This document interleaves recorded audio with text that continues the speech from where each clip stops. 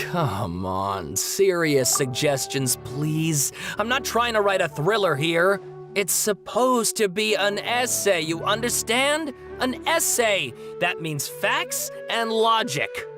Well, if it's facts and logic you're after, you shot yourself in the foot with your choice of research topic, didn't you? The Tatara Suna mystery. When so much remains unexplained, there's little to be objective about. Unless, of course, you restrict yourself to textual criticism. Yeah, well, this is my teacher's area of research. I can't change that. But it's fascinating enough without having to sensationalize it, don't you think? The strange location, the missing details, a mysterious person. I want to write my essay on something interesting, and I'm interested in getting to the bottom of all this. That's the only reason I came to you. Yes, you came to me, so all the more reason to take my advice. The fact is, it's the dramatization that will make people want to read it. There's no getting around that. Okay, but... Did one of them just mention Tatara Suna? But that's all the way in Inazuma! Is it just Paimon, or is it kinda unusual for someone in Sumeru to want to write a paper about that? Everyone here is just going about their business. Maybe it really is just Paimon. Guess people here are free to research pretty much anything. Great! Let's go find out what this Tatara Suna mystery is all about.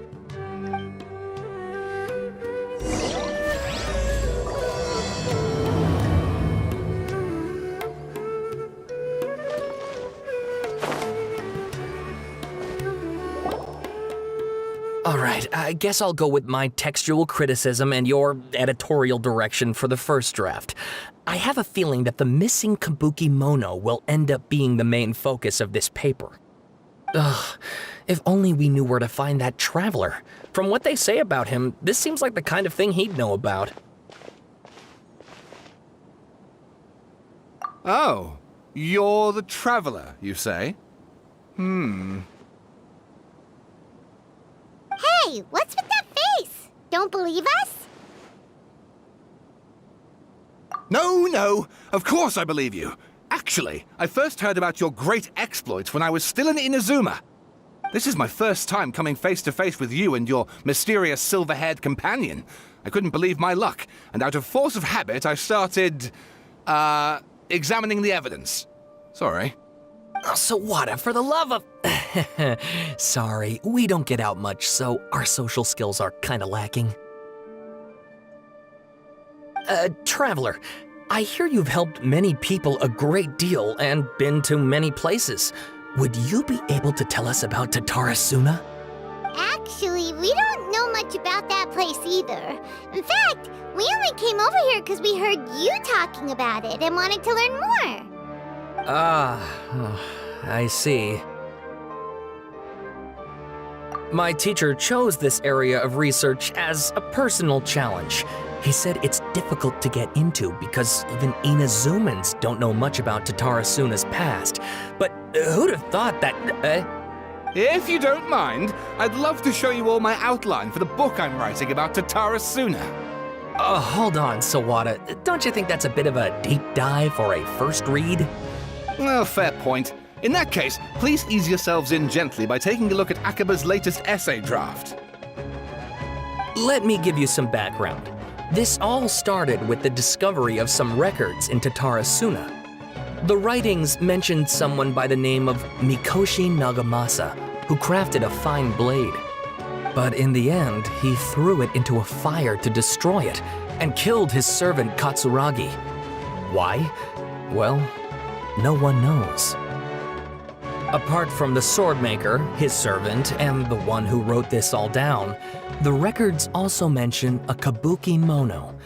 This seems to be an Inazuman word for an eccentric stranger, someone who dresses funny or acts in an unusual way. That's right. Akaba's teacher has spent quite some time researching these events on the ground. This kabuki mono lived in Tatara Suna for a while before disappearing without a trace. And shortly afterwards, as Akaba mentioned, things got pretty ugly. So first this strange person goes missing, then a murder happens? Seems kinda fishy to Paimon. Yes, my thoughts exactly. So I helped out too. I asked everyone I could think of if they knew anything about what happened back then. And wow! Did I get lucky! Stop shouting! This part's important. I just wanted to make it stand out. It just so happens that a friend of mine works at the Government Records Office. He looked into it for me, and I can now confirm that all the aforementioned individuals did, in fact, live in Inazuma over 400 years ago. Even back then, Tatara Suna was already at the center of Inazuma's smelting industry. The man in charge was a government official named Niwa. Curiously enough, it seems like he went missing too.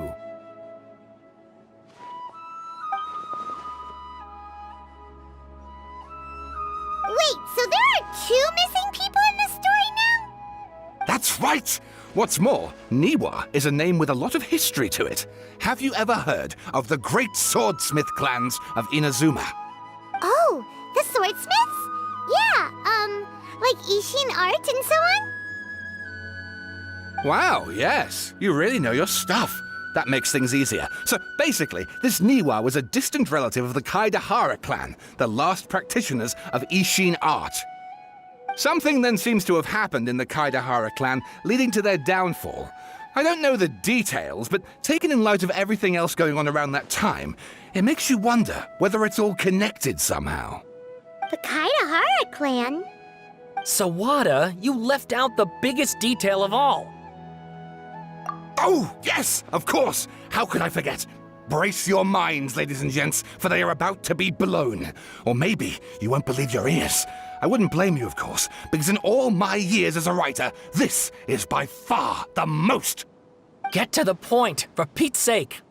According to information acquired by Akaba's teacher, the Kabukimono was not a human, but a puppet. A puppet?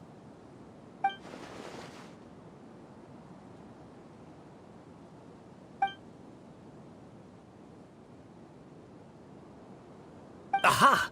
Judging by the looks on your faces, you do know something after all.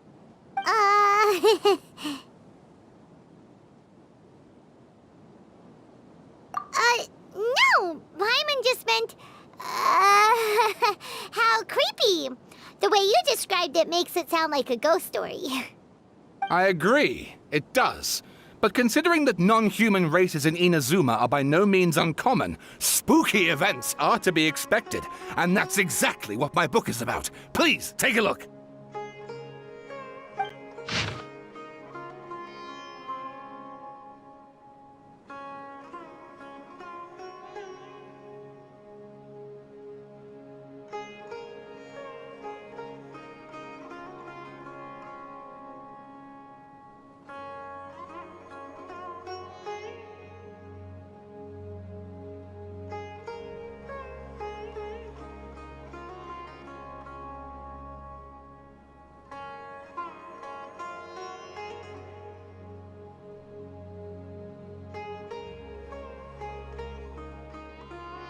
Oh, and please read my essay draft as well.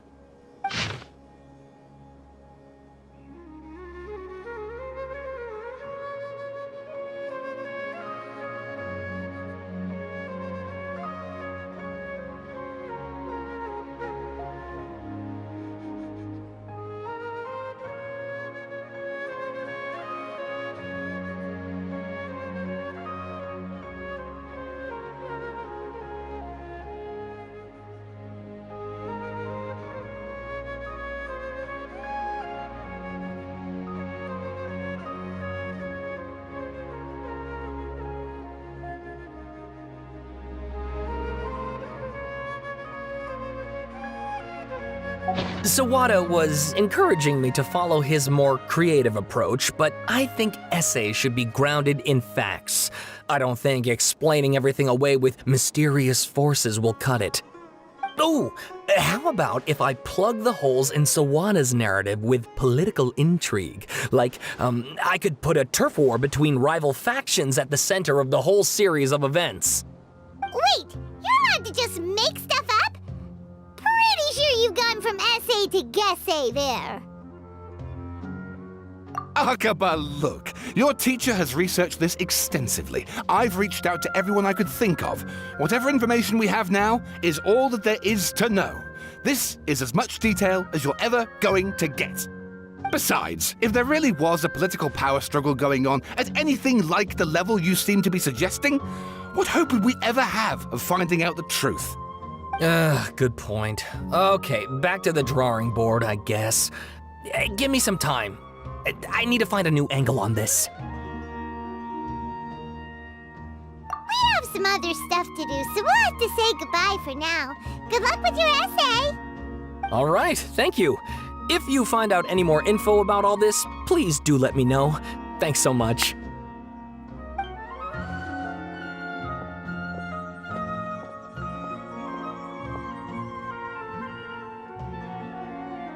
Hey, so that thing they were talking about, it has to do with the balladeer, doesn't it? Okay, then even if we did know something about it, we probably couldn't share it with them, huh? After all, we kicked his butt and got him locked up. Information about people like that is usually super confidential, isn't it? If you ask Paimon, Akaba should just pick a different topic. There must be as many essay topics as there are trees in the forest. There's no point in...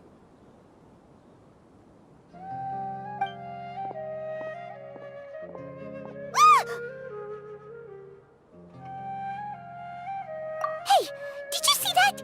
He literally just went by, over there. It looked like... the balladeer! No, it can't have been. He got locked up. Oh, quick, let's catch up and see.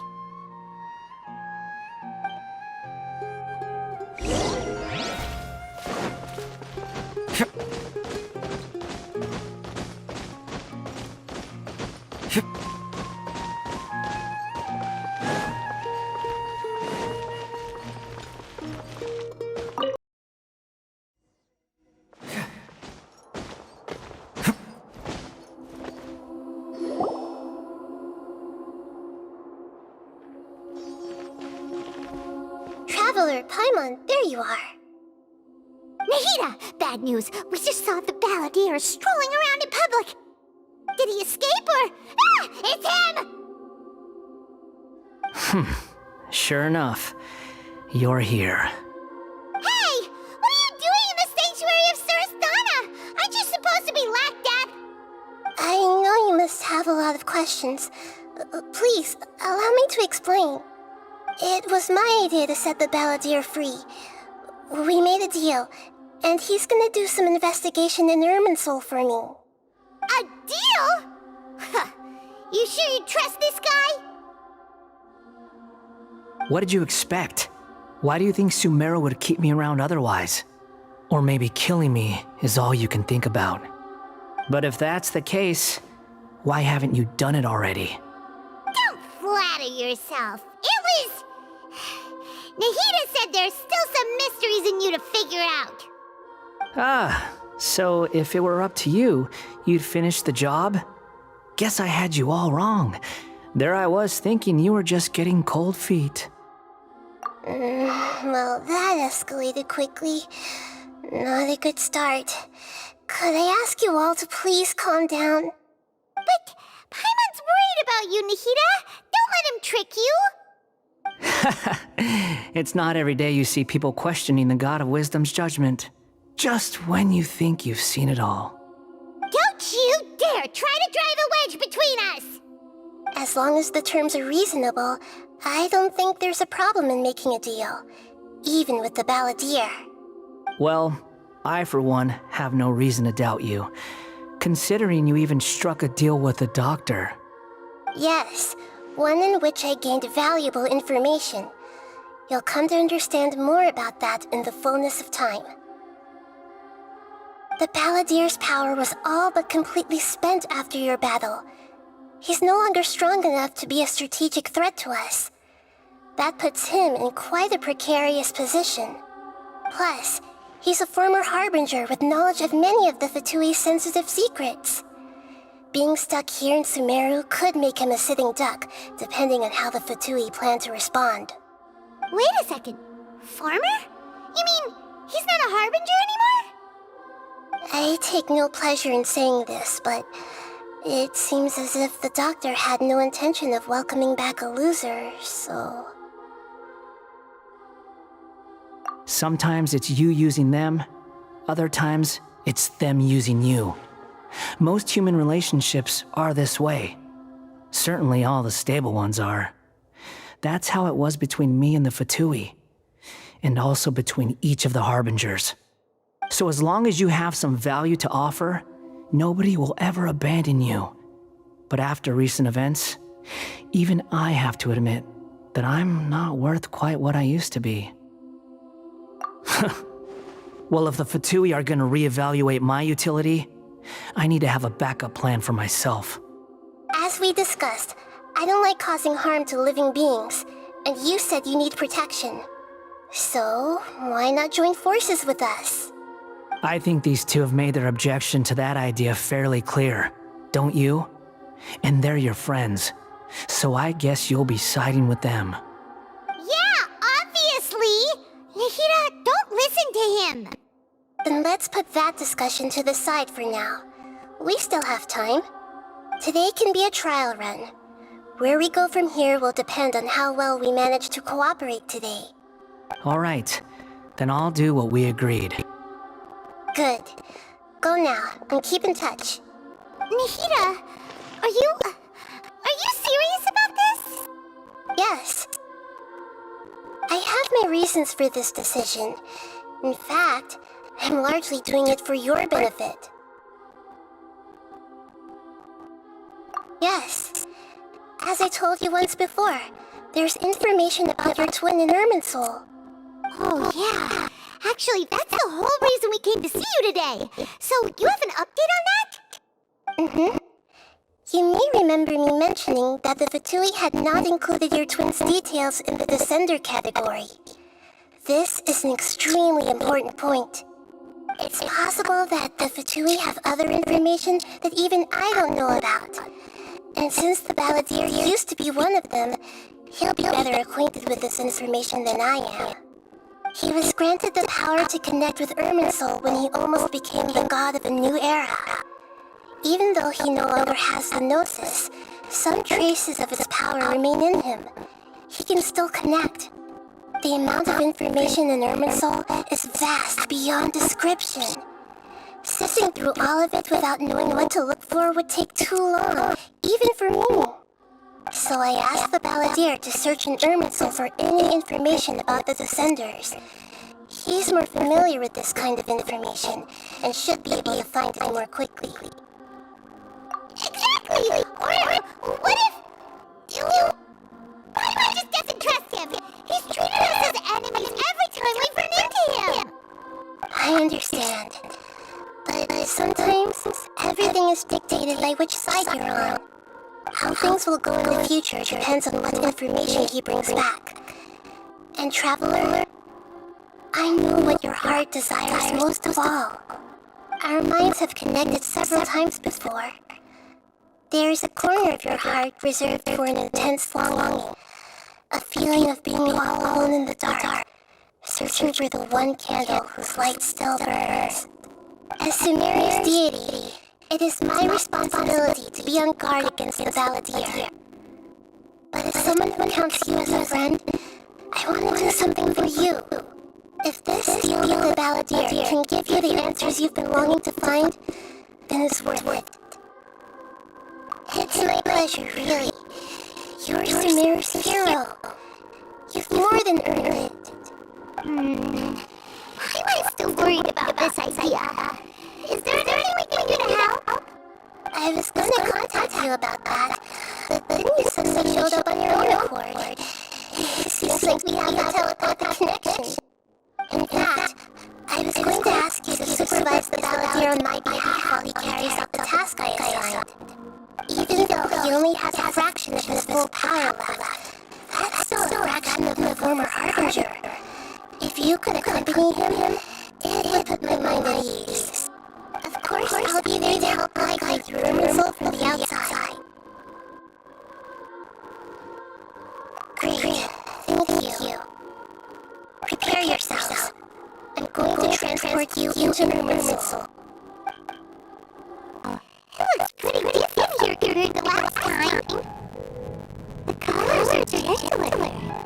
That must be because Sumeru's OP now.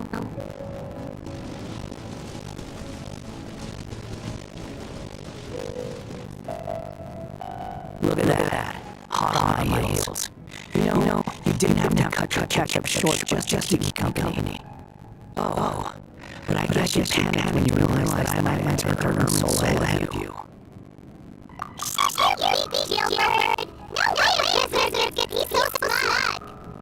I understand that prisoners have to put up with harassment from the guards, but right now, I'm on temporary release, so maybe you should think about backing off a little.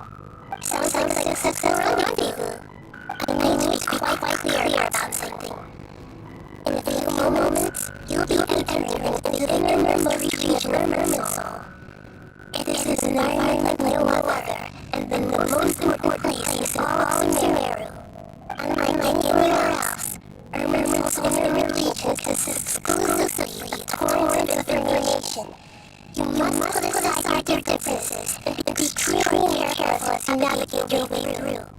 I know there are many grievances between you on both sides, but it is essential that you remain calm at your entry. This is as much for your own safety as anything else. Fine. Let's go cruise. But only until this mission's over. Let's cut each other a little slack, shall we? We are going to be traveling together after all. Per my agreement with Lord Kusanali, I'll be at the front. It's my job to lead the way and get rid of any obstacles in our path. All you have to do is keep your eyes open and try not to fall behind. You sure are confident. I'll give you that. You make it sound like you're even more experienced in adventuring than us. If there are no further objections, I suggest we get going. Or did you need some time to mentally prepare yourselves? Snark in the sky. It's a miracle. We can start now. Urban Soul access granted. Initiating connection procedure. Is this a small sapling? Oh, panic! Come on, let's catch up with him.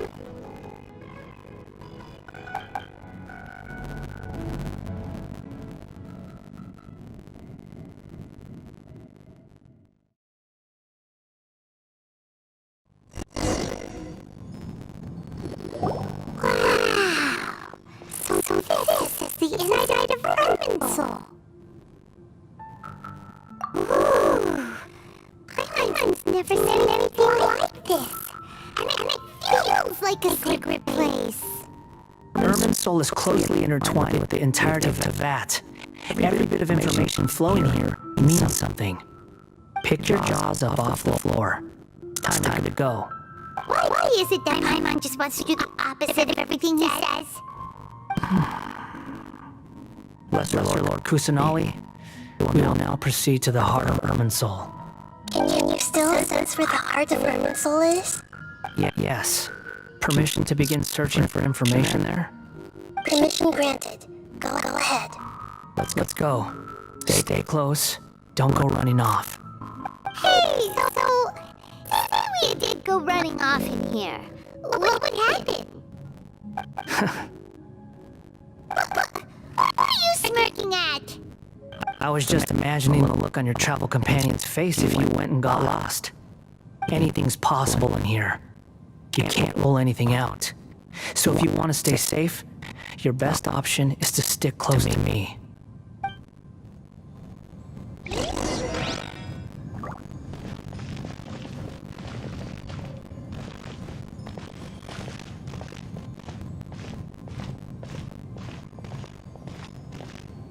Sadly, things have spread out. Those are all packets of information from inside Urban Soul. Be careful not to touch them.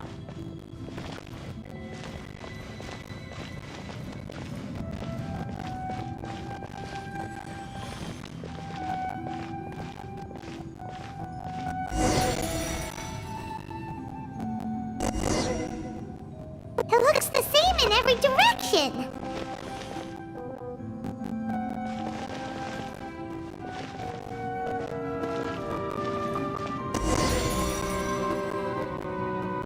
wonder he mentioned about getting lost. Huh. What do you know? He was actually telling the truth. Is he mocking me again? What is it this time? There's a time and a place to lie, but this definitely isn't it. So why don't you relax your guard a little?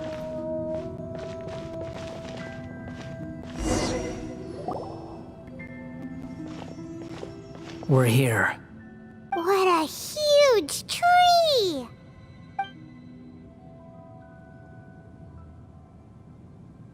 Lesser Lord Kusanali, Good, you made it. Are you ready? ready when you are. Then please begin. Preparing to access cognitive currents. Establishing waypoint. The Balladeer's actually doing what Nahida tells him. Guess he must want to stay alive.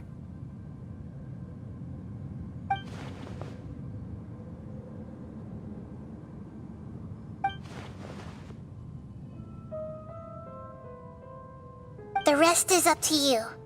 If you discover anything at all, make sure to share it with us. Will do. Huh.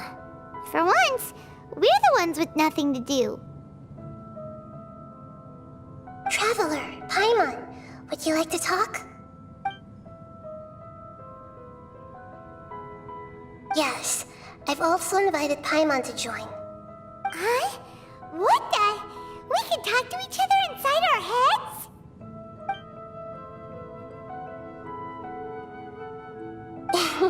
That's part of it.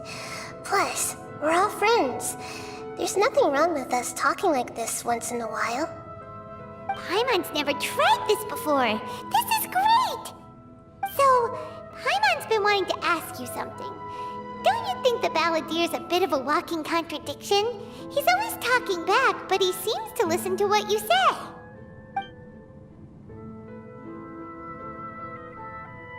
As I've told you before, there are still some mysteries for him to resolve. Things that are clear as day to me, but that he has yet to understand. Perhaps today will be the day that he finds some answers.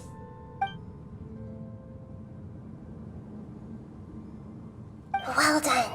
Smart and attentive as always.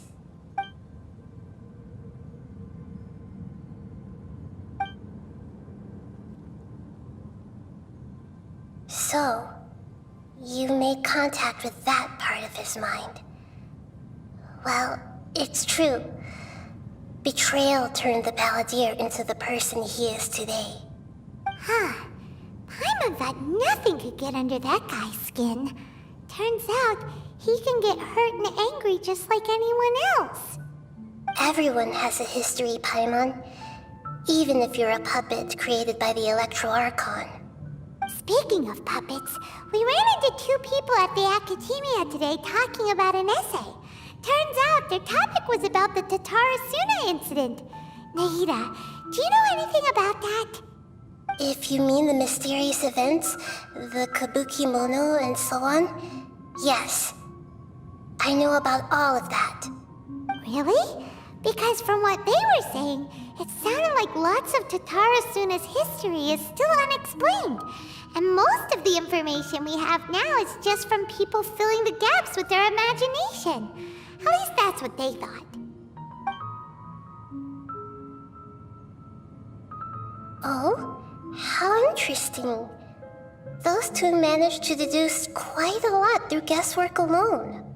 So the Gesse got it right? Well, they guessed right about one thing. Tatarasuna was sabotaged. Must be a riveting conversation you three are having. Funny how all the good ones happen when I'm not involved. What makes you think we're talking to each other? Don't insult me. You're having a private conversation without me. Obviously, I must be the topic of said conversation. Of course you do. You can't have your prisoner knowing too much. So, have you found anything yet? Still looking. Don't get your hopes up, though. You and your twin come from outside this world. It wouldn't surprise me if there was nothing on either of you in Irminsul at all. Wait, how did you know about that? Did Nahida tell you? It's not like we've never met before. And anyway, you're world famous. It'd be more surprising if I didn't know a few things about you. Right now, we have to keep the peace. I'm not interested in creating more misery for myself, and making cordial conversation is something I can manage. Huh? Wait.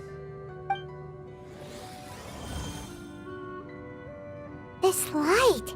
It looks similar to those saplings. What could it be?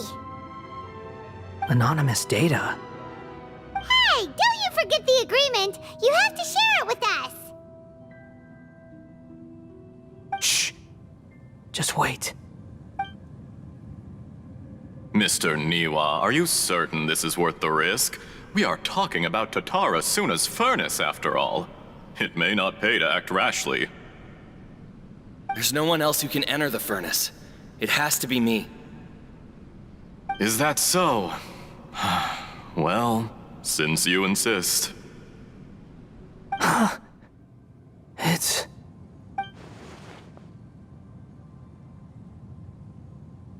Whoa!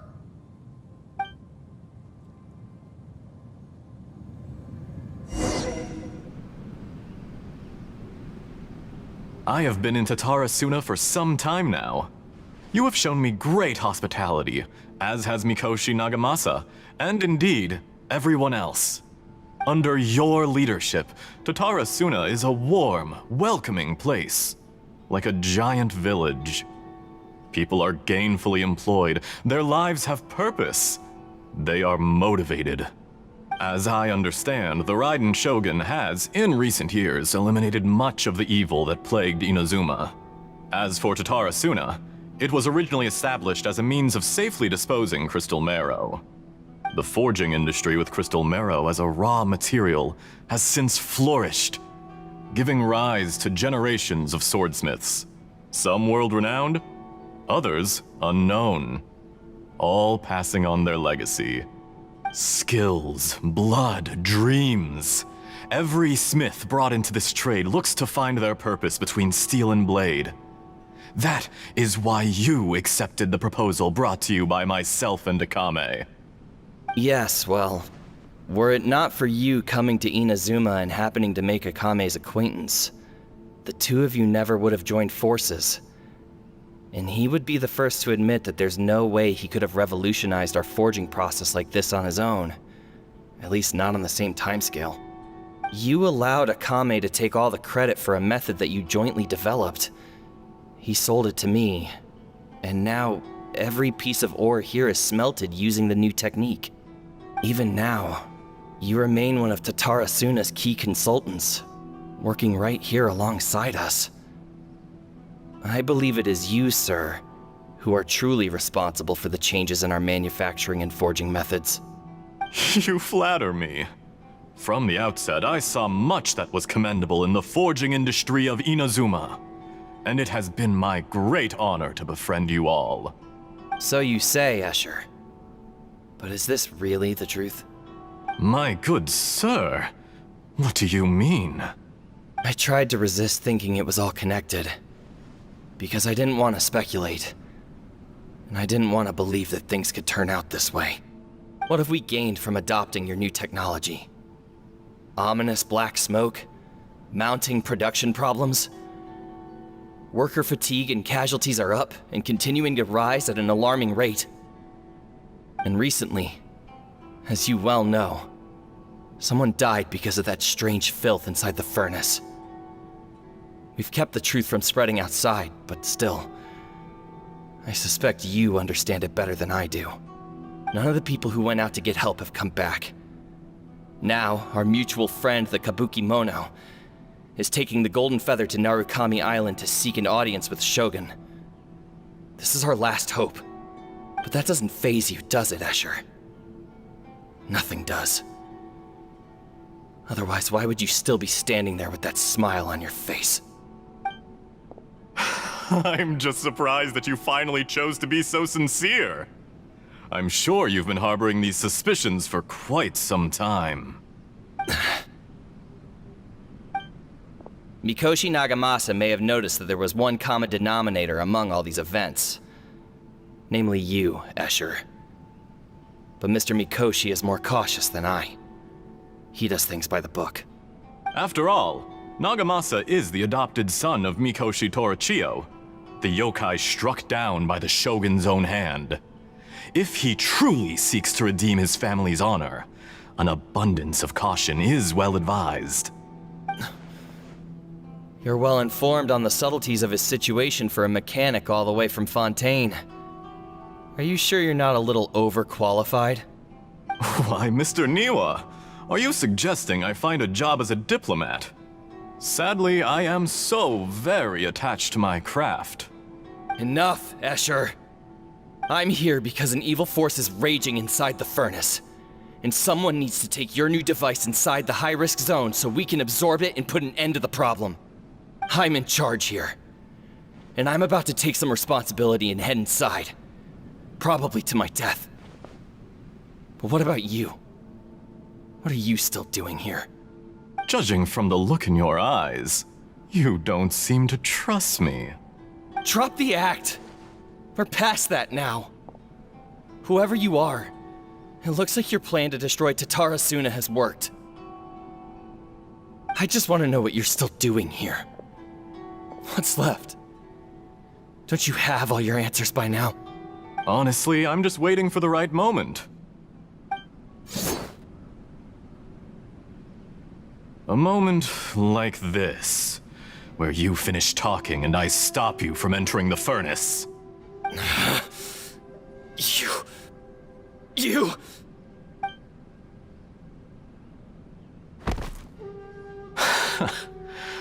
You're a little smarter than I initially gave you credit for. I thought I'd disguised myself exceptionally well, at least for the first few days. But to my surprise, you had your people look into my background right from the start. It's a long journey from Inazuma to Fontaine, but that didn't stop them. Eventually, they managed to confirm that Escher was an alias, and that I was not from Fontaine at all. And yet, despite all of that, you still fail to realize my true identity, and what I seek in Tatara Suna. Did you really think you would be able to see through my plan? If you kill me, there's no one who can get inside the furnace. So you're really going to destroy this place? Is that it? Oh, but you're quite wrong. There is one other person. Some may not see him as a person, but you told him yourself. You're not a puppet.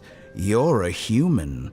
You're just missing a heart. Whoever you're working for won't get away with this. They'll be found out.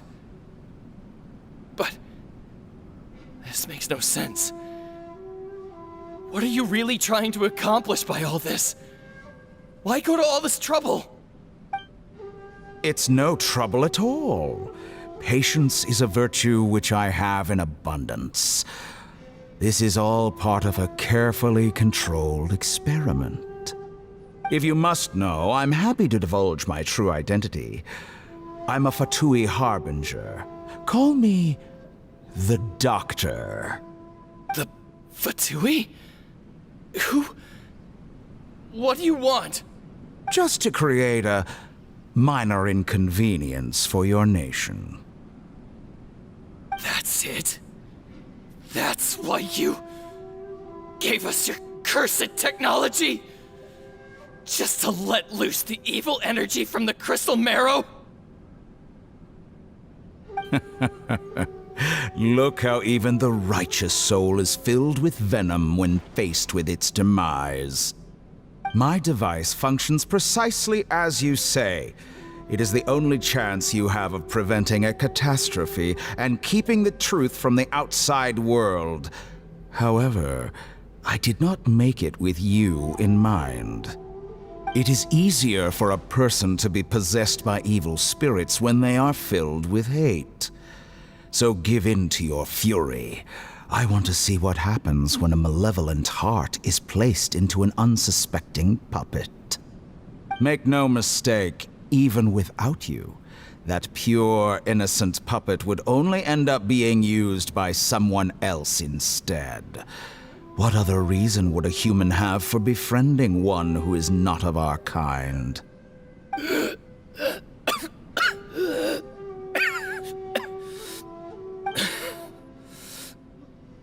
If you give him my heart, tell him that both Nagamasa and I see him as one of us. He has nothing to prove to anyone. Because not everyone just wants to use other people. The only ones who think like that are people like you. What a beautiful way to see the world. It almost makes me feel a little guilty. Then out of respect for you, I shall redefine myself. Think of me as a monster or a demon, if you wish. At least this way your death is not a consequence of your own folly turning you into an easy target. You simply lost to something more powerful than you could ever hope to defeat. I say, Mr. Niwa, let's see what happens. Will your puppet friend become a human? No, that will prove quite impossible. Mr. Niwa? Already dead. What a pity. Jester, I have completed the task you gave me, creating a gap and infiltrating Inazuma's inner workings. What fun it was. I'd like to introduce a puppet to you. If he proves useful, let's make him our newest comrade. And if not, let's turn him to dust.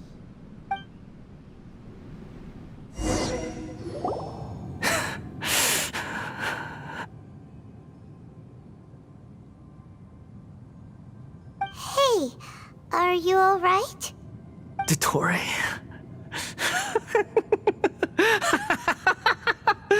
Dottore!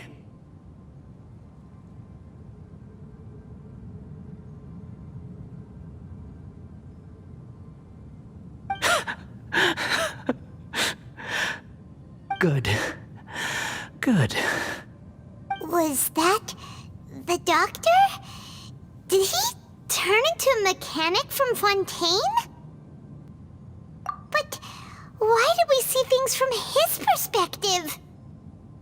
When I touched the doctor to confirm whether he'd eliminated all his segments, I read this memory in his mind. You have to admit, it must be the truth. Maybe so, but it means nothing. Does it? But this memory shows that Niwa didn't betray you. He never meant for you to be the one to take the device into the furnace. You know very well what that means. Even more so than I.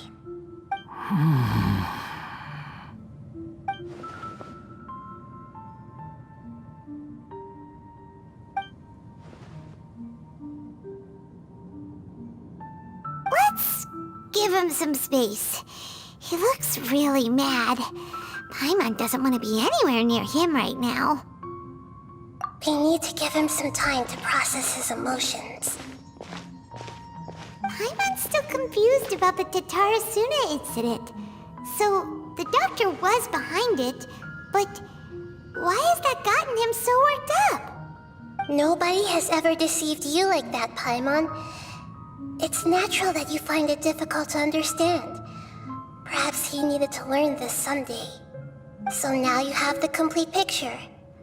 Katsuragi took the Kabukimono to live with the people of Tatarasuna. Later, the doctor showed up, disguised as the mechanic from Fontaine. And that's when the trouble began. It was all a horrific experiment planned by the doctor. Everything he did was just to plant seeds of disaster in Inazuma that would bear fruit in the future.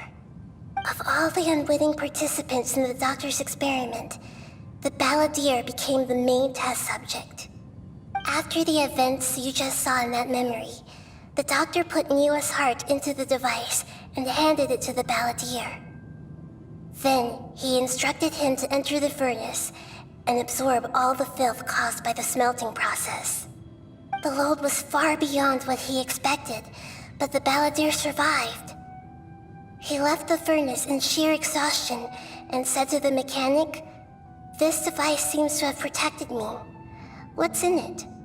The mechanic answered, "Niwa fled this place for fear of punishment, but he left you a gift. He said it's the one thing that you've been looking for." He took it straight from the chest of one of his innocent servants. The mechanic removed the withered heart from the device as he spoke. The balladeer was stunned that such unthinkable cruelty had brought him the thing he'd been longing for his entire life.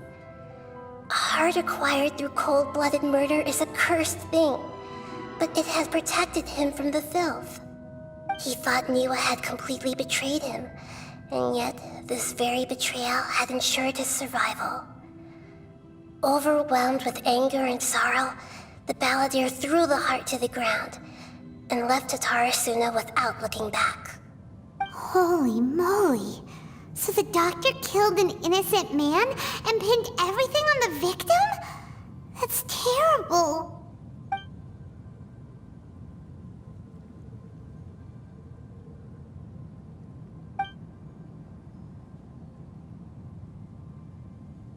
Yes. Only if he understands this can he choose a new path forward. Tottori, you brazen-faced... Niwa didn't run from justice. You killed him.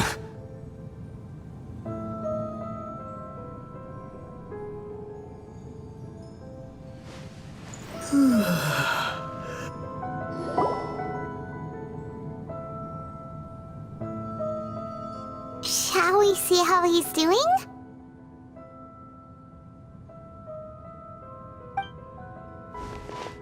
Hey, you alright? That's a scary expression. Are you worried about me? If we didn't have such a history, I'd almost think that qualifies me to be your friend. It won't. I'll keep my end of the deal. Hey, are you investigating the stuff we want to know about? That's why we're here. But unfortunately, there's no information about the Descenders in Irminsul. Even if you can't find anything, that seems to confirm it. Irminsul does not keep records on the Descenders. Anyone who comes from beyond this world is not counted as part of Teyvat.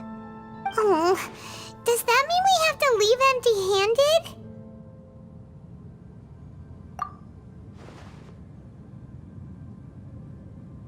Don't thank me just yet. You look really upset. Well, since Irminsul was a dead end, I guess I can share some other info that might interest you. Huh? About what? The reason why there are records about your sister in Irminsul. It might have something to do with Conria. Apparently, Conria was her first destination when she arrived in this world.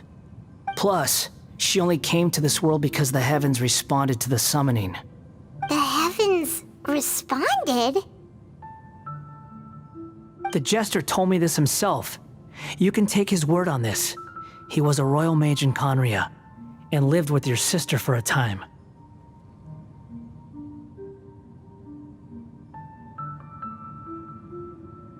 I don't know the details. It's up to you whether you want to believe me.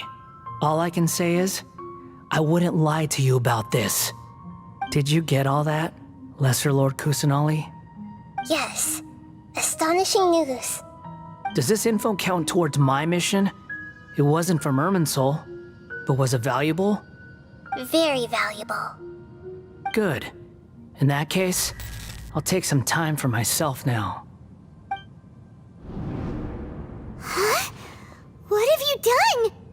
Lesser Lord Kusanali was right. My power's all but completely spent. Even if I use all of the divine power left in me, I can't sustain this shield for very long. I shared a secret with you, and now you owe me. So in return, I'd like you to answer a question for me. Give me your hand.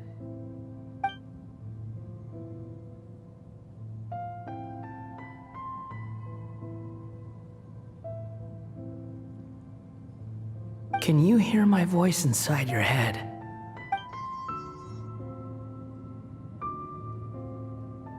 No, I can't do anything like that anymore. At most, all I can do is exchange a few words with you. So tell me, in this world, is it possible to change the past?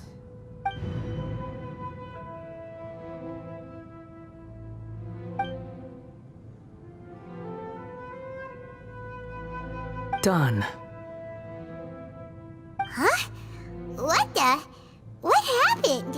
Paimon only saw you hold hands for a second. Nothing. I was just thanking him for helping me.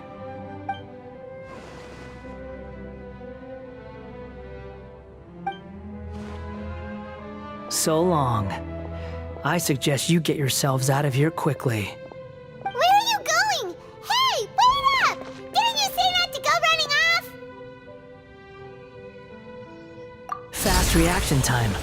But I don't think we'll be seeing each other again.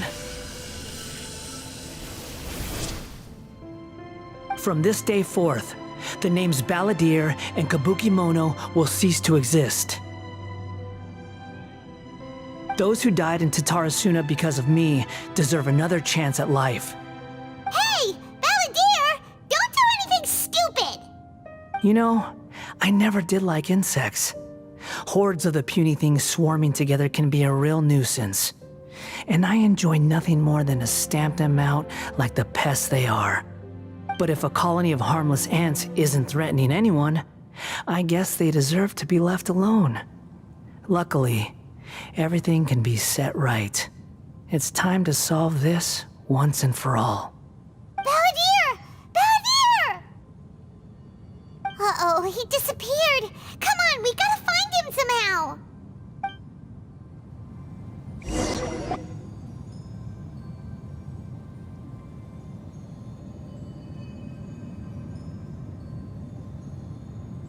Oh no, he's really gone. Oh, can you hear me? Nahida! Traveler, Paimon, Balladeer, what happened just now? I was suddenly cut off by some kind of power. It was the Balladeer's fault. He shut you out. I didn't think he'd be capable of something like that with so little power left. Did he keep some of his power hidden when he was defeated? Or did he achieve something beyond his abilities, and it took everything he had? Where the heck did he go? Ugh, it's all our fault. We were supposed to keep an eye on him. Sorry, Nahida. Don't be. It's not your fault. Please, let me handle this from here, even though I'm not sure I can solve it. We're running out of time. Follow my lead and get out of Irminsul as soon as possible.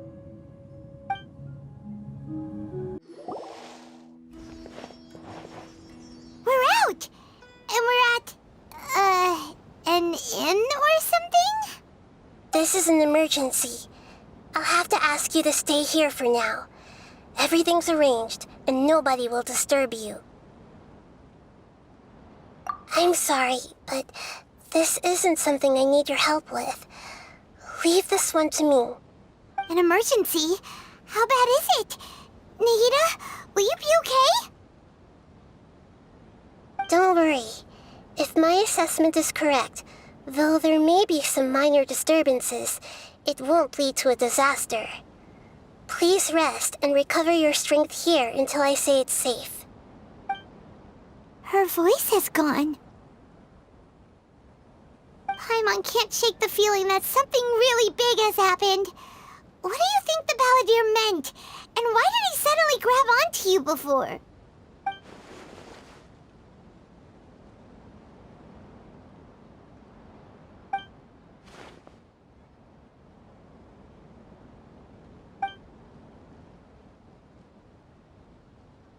He wants to change the past? But surely that's impossible!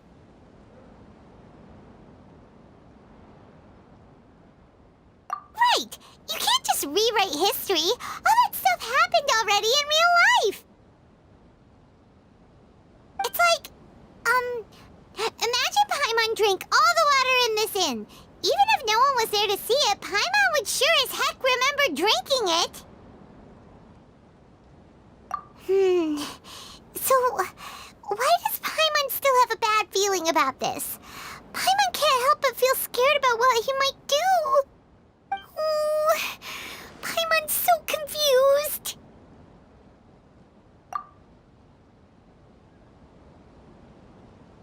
Huh? Ah! Sorry, Paimon accidentally... It's the Balladeer's fault for causing Paimon all this mental stress. But erasing yourself from history? It's unthinkable. Is that really possible in Irminsul?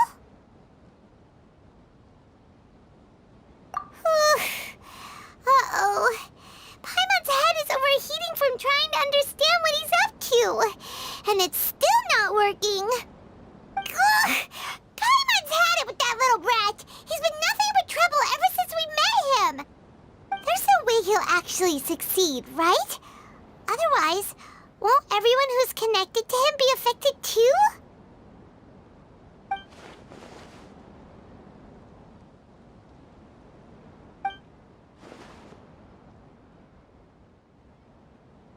There's nothing we can do about it at this point.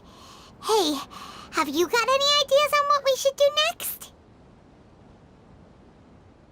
Seems like now there's nothing left for us to do but to go to sleep. But Paimon's still so worried. Paimon won't be able to sleep a wink tonight. So, how about, we list all our favorite foods to take our mind off things? Heck, if that doesn't work, Paimon's probably gonna collapse of anxiety here. Alright, Paimon will start. First dish. Munstack grilled fish. Oh, and chicken mushroom skewers. Tea break pancakes. Cream stew. Sauteed matsutake. And Dragon chili chicken. Almond tofu. Satisfying salad.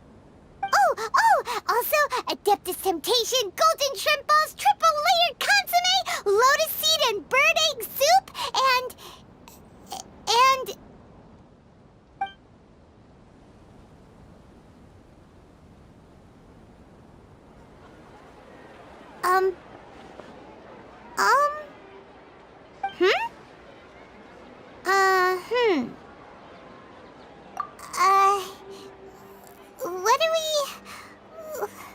What was Paimon supposed to be doing just now?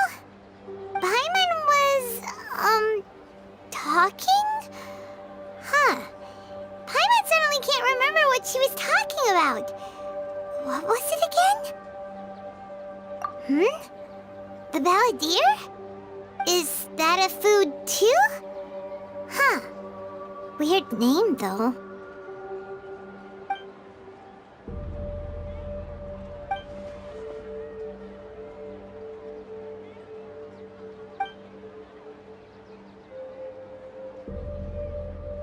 What's wrong? Your eyes are like saucers. Was it something Paimon said? So, the Balladeer. Is that someone's name? 'Cause it sounds like a nickname or something.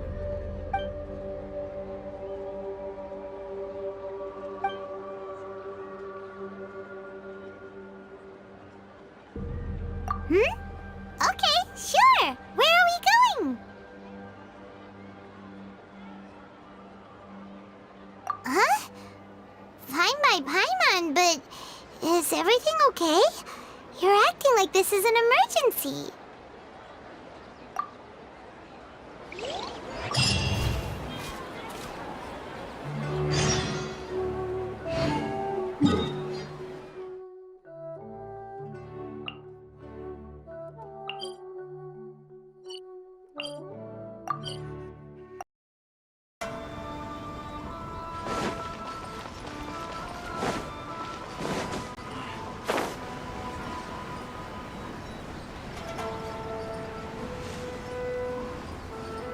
Please speak to President Sung. I'm just a helper.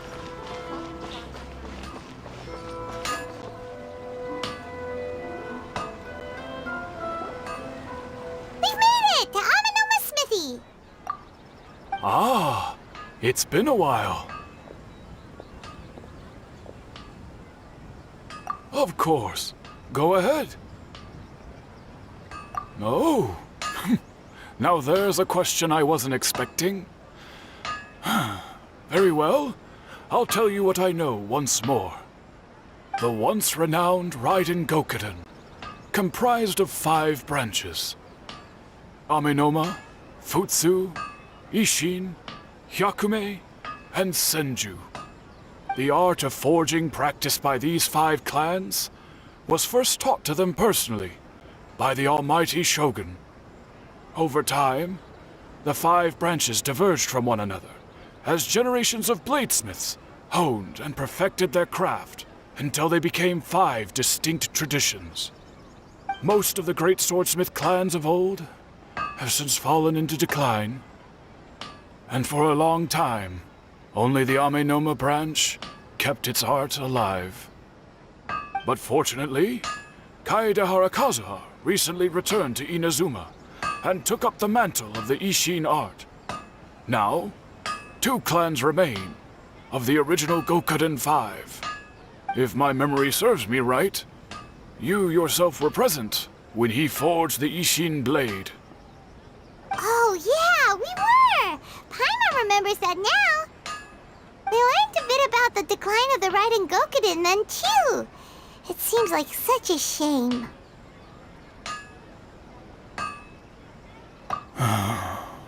That, my friends, is a tragic tale indeed. In fact, this was not made known to me for most of my life. All these years, I knew of those great clans' demise, but never the cause. Only recently, when the question was on my mind, did I ask Kaedehara Kazuha about this. He told me that, as we are both heirs to a branch of the Raiden Gokuden, it was right that I should know the truth. There is no harm in telling you, but I must warn you. It is a dark and sorrowful tale. The Raiden Gokuden were the targets of a murderous rampage by a vengeful bladesmith. Vengeful? Why? 400 years ago, so I'm told, there was a catastrophic malfunction in Tatarasuna's furnace. One brave swordsmith heard the commotion and chose not to flee, but he rushed to the scene, hoping to prevent a disaster. Tatarasuna was home to a state-of-the-art forging and smelting operation in that day, and overseeing it was the armory officer. His surname was Niwa, though he had family ties to the Kaedehara clan. Knowing that they had just one chance to save countless lives, Mr. Niwa and the swordsmith leaped together into the furnace. The furnace quickly stabilized, but neither of them made it out. The smith's death, though heroic, dealt a devastating blow to his family's fortunes. His orphaned son was left to fend for himself, and grew up deeply resentful at the world. In his heart, the whole of Inazuma was culpable in his tragedy. He hated the almighty Shogun for her apparent indifference towards his father's death, and he hated everyone who had done nothing to try and save him.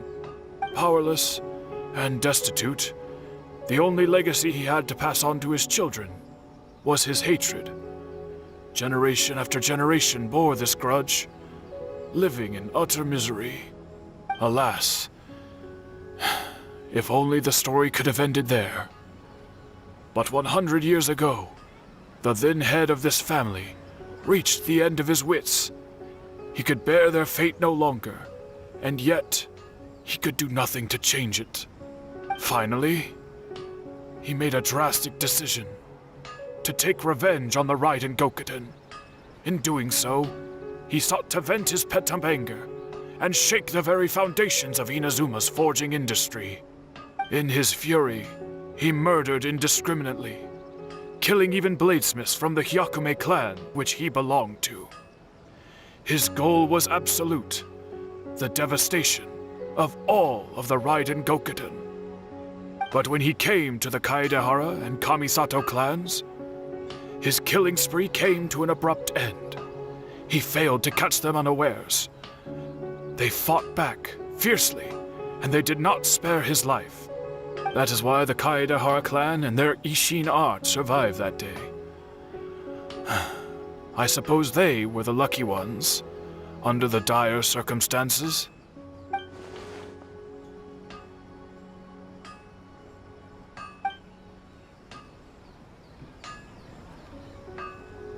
Was there anything else you wanted to ask? Kazuha? Why, yes. Just yesterday, in fact. We spoke for a while over some tea. He seemed well.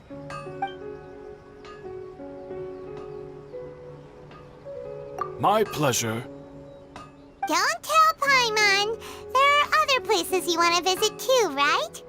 Your expression says it all. You can't hide anything from Paimon. On to the next stop. Lead the way, traveler. Paimon will be right behind you.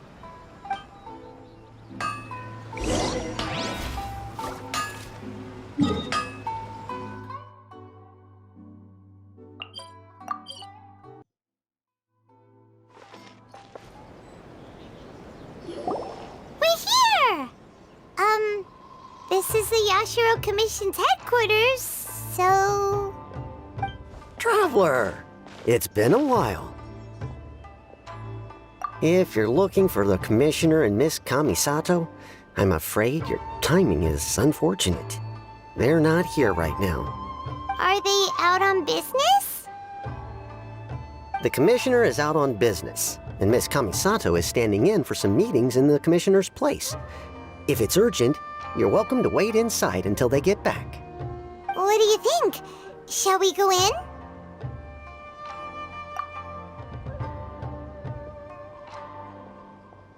If it were anyone else, I couldn't allow it.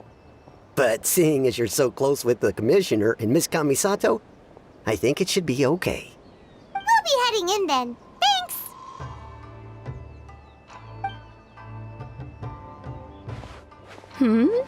Hello, dears. Is there something you want to say? Of course, traveler. Yes, I know who you are. Miss Kamisato has told me about you. What would you like to know? Oh, they're both very well indeed. Lately, Miss Kamisato has been rather busy attending all kinds of meetings and occasionally paying visits to some local organizations on the Commissioner's behalf. As for the Commissioner himself, well, you know, busy as ever. That much hasn't changed. Although, he does seem to be in a rather good mood these days. So pretty much business as usual on the Yashiro Commission, huh? Very much so.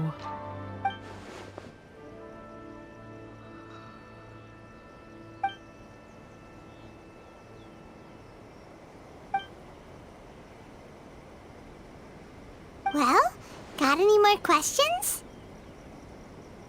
You're very welcome. In fact, I would love nothing more than for you to come and visit more often. But I'm sure you must be far too busy to have time for that. Miss Kamisato talks about you all the time. She seems so thrilled to have you as a friend, and she's always saying how talented you are and how much she admires you.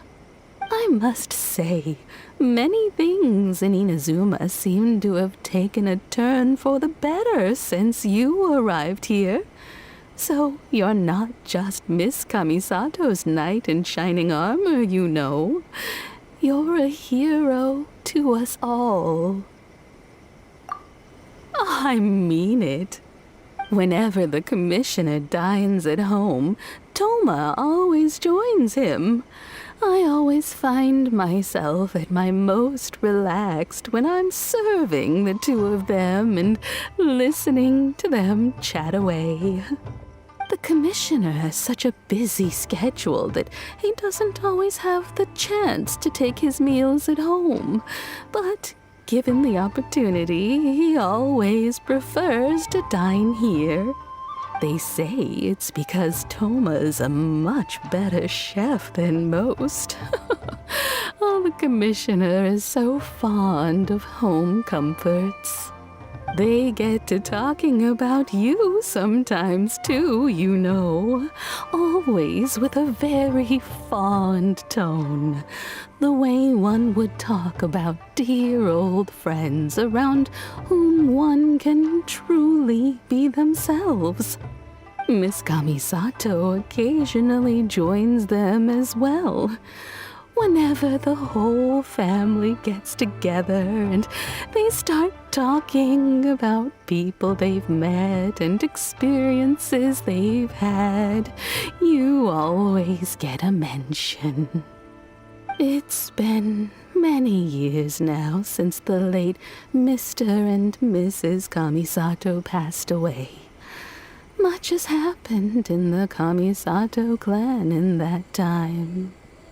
As someone who is old and gray enough to have watched their son and daughter grow up, it makes me so happy to see them meet a dependable friend whose company they enjoy so much. So, in the future, if you ever do have the time, please know you are always very welcome at the Yashiro Commission headquarters. There will always be at least one old lady who would be delighted to have the pleasure of your company. Wonderful. Thank you. Paimon likes it here too. Also, you were saying something about the food here being really great. Paimon's itching to try it. We may just have to invite ourselves around for dinner sometime. Paimon meant we should come pay a visit again real soon. Ideally around dinner time. Of course. You're always welcome. Alright, goodbye for now. Where are we going next? Great! Goodbye, ma'am! Don't worry, we'll see ourselves out. All right, then. Take care now. Hope to see you soon. Oh, are you two leaving already? Yep, everything's taken care of now. Don't worry. Very well.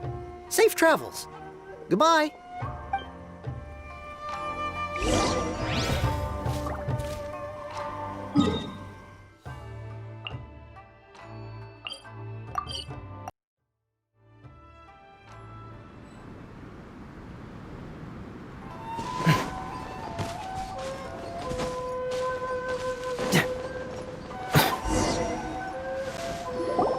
Well, here we are. But what are we looking for? Something or someone? Do my eyes deceive me, or is that the Traveler and Paimon? Xavier? What are you doing here? I was in the general area, and now I'm in this specific area. There, that's me. So what about you two? We have some questions and thought you might be able to help. Certainly do. I've researched the furnace here in some depth.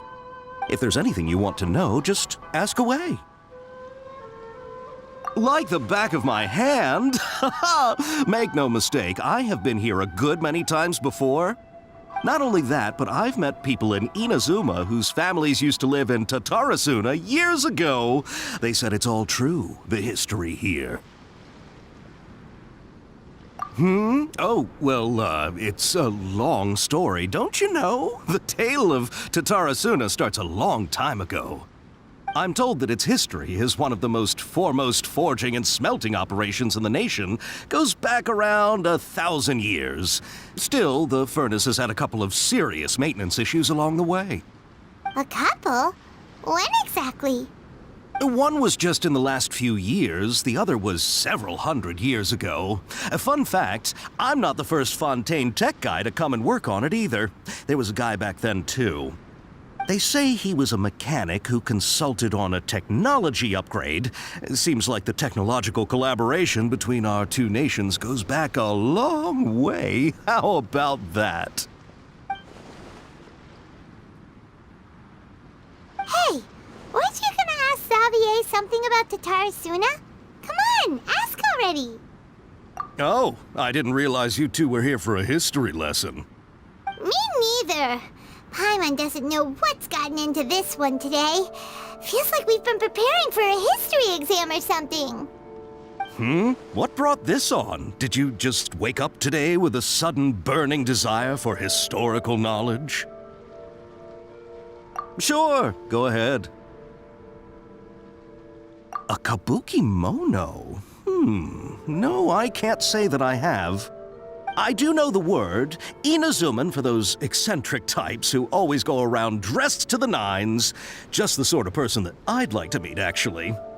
But sadly, I've never had the pleasure, nor have I come across anything to do with a kabuki mono where Tatarasuna is concerned.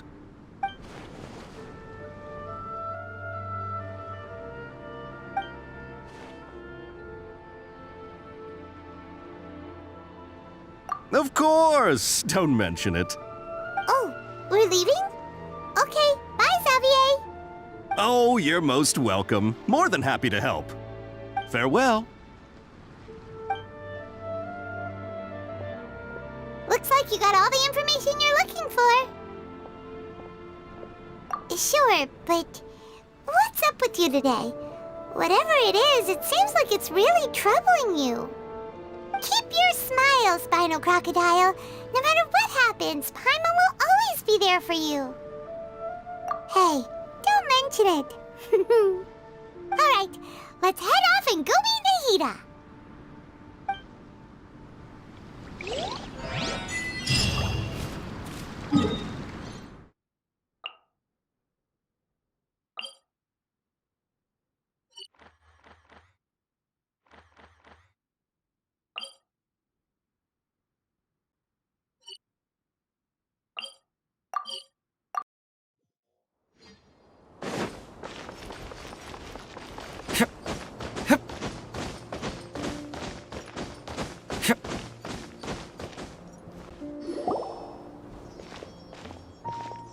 Hey, it's them!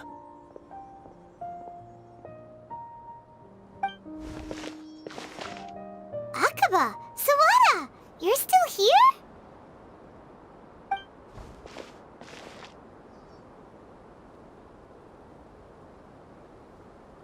Indeed we are. If you have a moment, we'd love for you to join us once more. We have time. What do you want to talk to us about? It's the same topic we discussed last time. Obviously. Still looking for more info about Tatarasuna, huh? Should we join them?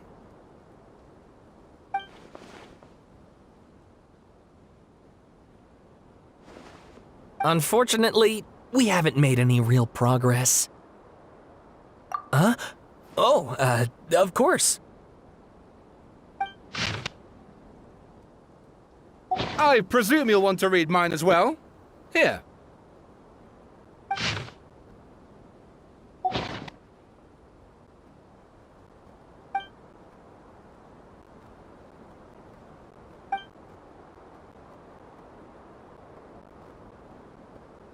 Well, what do you think?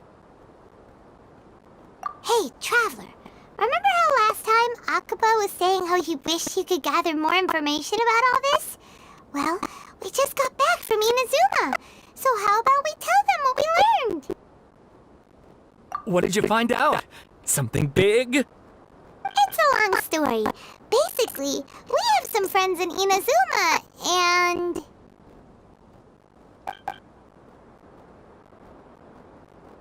Wow, so many new details. Thank you so much for sharing that with us. Well, well. So it all comes down to one man's desire for revenge. Huh. You heard this from a member of the Aminoma clan, you say? Then I guess it must be true. Ugh. So there's no ghost story here after all. This new information actually lends further credence to my hypothesis. Evidently, swordsmiths were seen as having an incredibly prestigious role in society those days, to the extent that harming them was conceived of, at least by the perpetrator, as a way of exacting revenge against those in power. Yes, okay, point taken, you were right. But that doesn't mean I can't carry on with my novel. Hey, they're back at it. These guys are really into this. Oh, so sorry. Look at us, prattling on about our projects and ignoring you. Thank you so much for the information. You're welcome. See ya. Keep us in the loop if we find out anything else. Will do.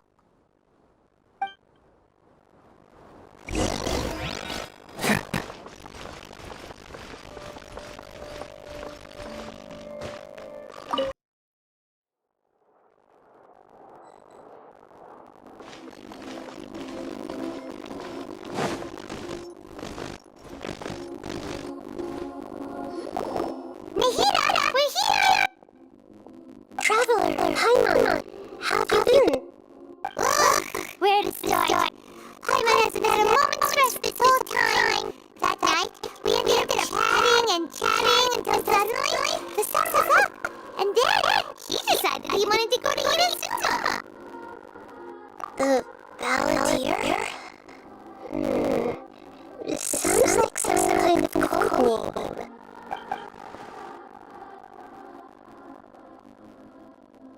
You look troubled. Is there something you need to tell me?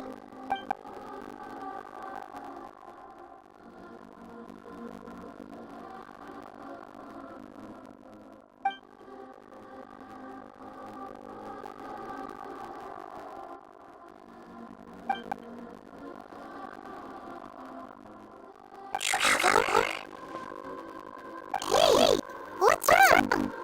You look so upset.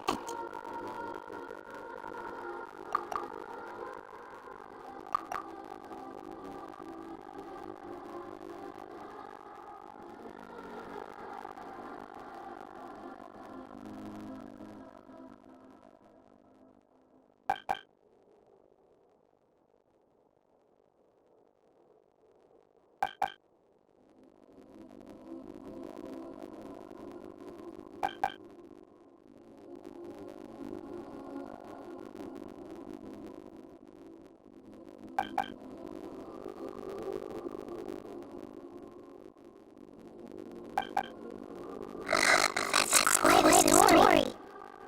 So, this puppet known as the Balladeer erased himself a burner soul, hoping that he could change the past.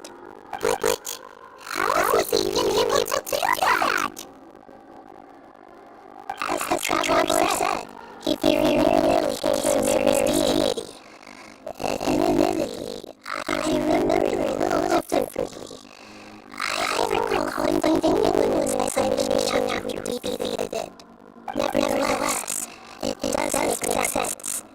If someone were to successfully erase themselves from permanent soul, the world will change to reflect new reality.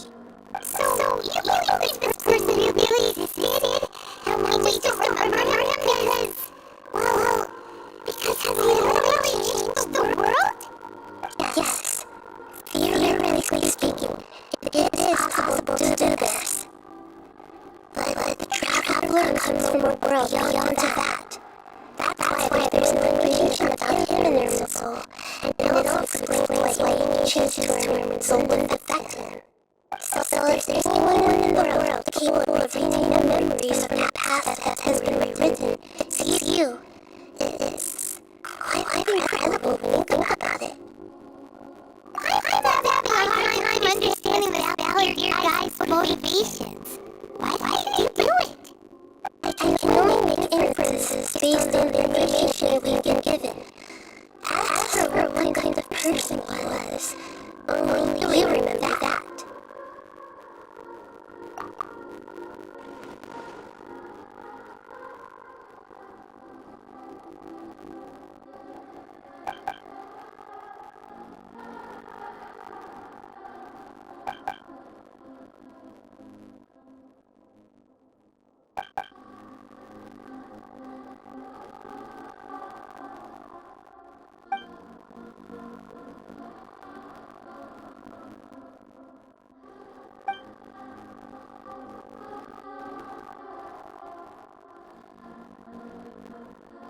Something else worrying you? Something that you can share? It couldn't change the fate of the ones who had died, right?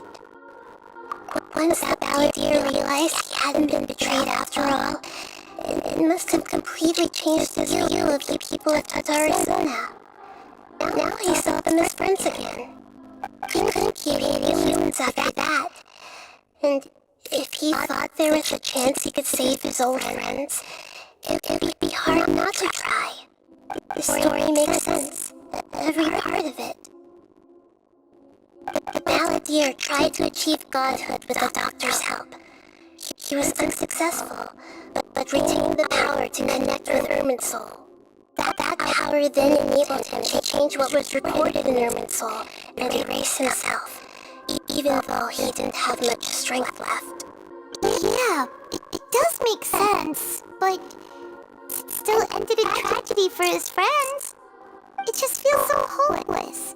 He gave everything to do this, but it seems like he got nothing in return.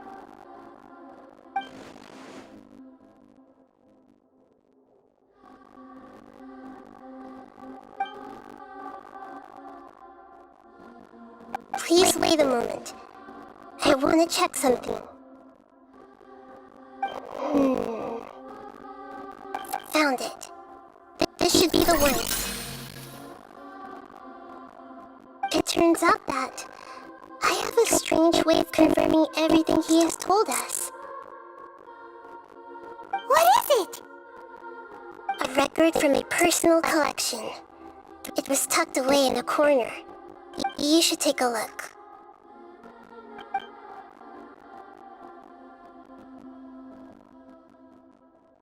Is this a fairy tale? Who wrote it? I authored this record myself. Huh? You wrote a fairy tale that somehow has something to do with the Balladeer? When combined with the Traveler's narrative, it's clear that this story is an allegory. Everything in it is a symbol for something else. Hold on. So this record survived from the past? Yes. Any information about the Balladeer or the Kabuki Mono and other records will have been changed. But I wrote this story in a way that means it was left intact. Changing the information in Irminsul changes to that. But Irminsul can't change information that was well hidden in advance. I guess I must have written this story as a backup before the Balladeer entered Irminsul. That's incredible! What a great idea! And sending the Traveler into Irminsul with the Balladeer must have been a further precaution. I knew he'd remember everything. This story is abstract enough that it still resonates with the present information recorded in Irminsul. But if we connect all the different pieces together, the true story that emerges is the one he told us, the now erased life of the Balladeer.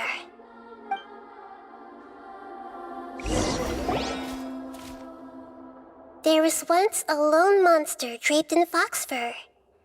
The monster found a family of foxes, joined them, and they became friends.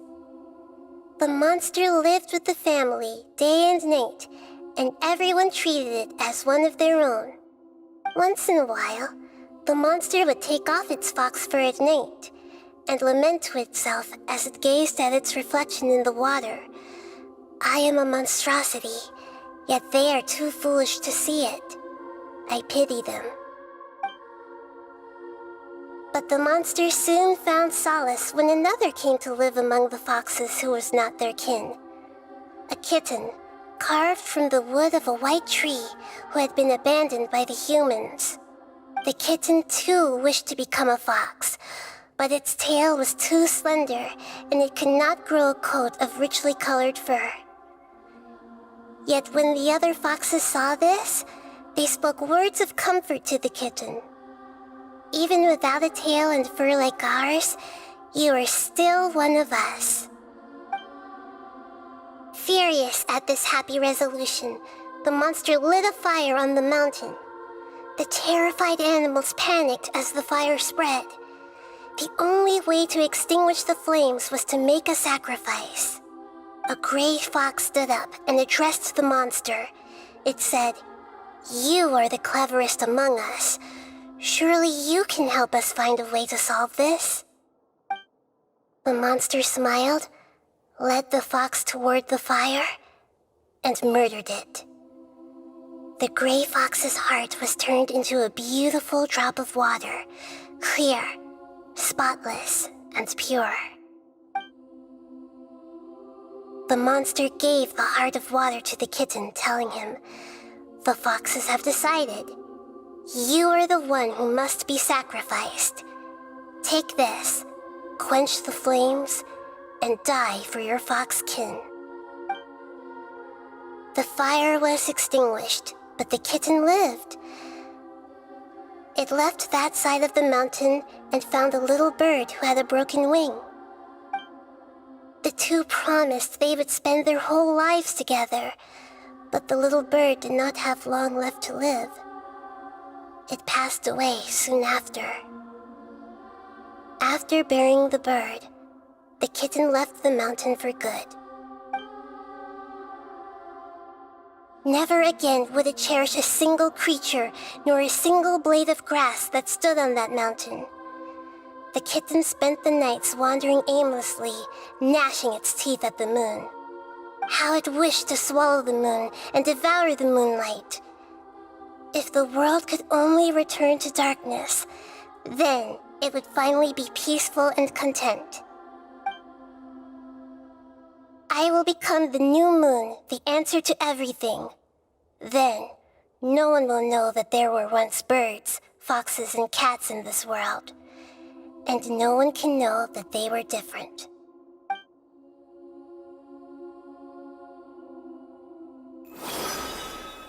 We solved it! I remember now. This is not just the Balladeer story. It is his very own memories. I made a backup so that it would be preserved no matter what happened. To become a god, he was experimented on and modified countless times. It was brutal torture, and the only reason he was able to survive is that he was a puppet. This memory was extracted from him by the scholars. Presumably, they kept it to have something to defend themselves with. Creating a deity was just the first step. Some of them wanted to be able to control it. That's why they backed up his memory for later use. I buried it deep inside one of my own dreams, and then hid it inside an allegorical story so that it wouldn't be altered. It's hard to believe that this person really existed, let alone that he tried to get rid of us on more than one occasion. Paimon has no memory of him at all. He completely vanished like a puff of smoke. The Balladeer agreed to help me look for information about the Descenders, and although he was unsuccessful, he still helped you. Before he vanished, he confirmed an important detail, that Conria was where your twin first came into this world. We still don't know how the change to Irminsul will affect the senior ranks of the Fatui, but in all likelihood, they won't even remember their own Harbinger. It sounds like Paimon wouldn't like this guy a whole lot if he was still around. But still, Paimon doesn't like the way it all ended that much better. This is why wisdom alone cannot answer all our questions. We look, we see, and we comprehend, but the question still troubles us. So the answer is not everything. People yearn to find the truth and then conquer the troubles they face. When you give someone the truth, you give them a chance to choose their own destiny. To others looking on, this may seem like a pointless endeavor, but for him, the chance to act on his desire to disappear must have meant a lot. Never forget that even when we walk beneath dark clouds along a road filled with suffering, the light of wisdom is always there, guiding us toward a better destination. And that is what you have been doing all along. Yeah, Nahita's right. Cheer up! How about we go get something to eat? We can pick up this heavy conversation again later. Good idea. Paimon, why don't you take him out for a walk to clear his head? You got it! Come on, Traveler! You need to get out of your head for a while. You'll feel much better after taking a walk. Let's go get a snack from one of the stalls in the Grand Bazaar! That'll be sure to lift our spirits. It must be really tough being the only one who remembers all that, but Paimon's always here to...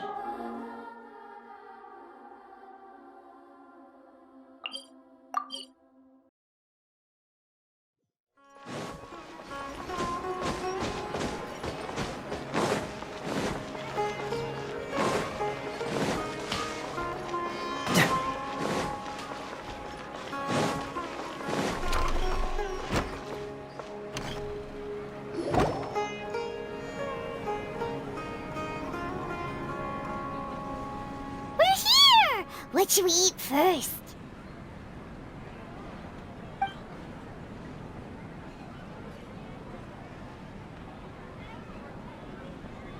Hey, are you gonna answer or what?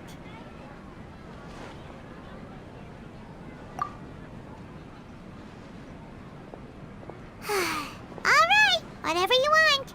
Well, Paimon will be right here when you figured stuff out. Then we can get something to eat.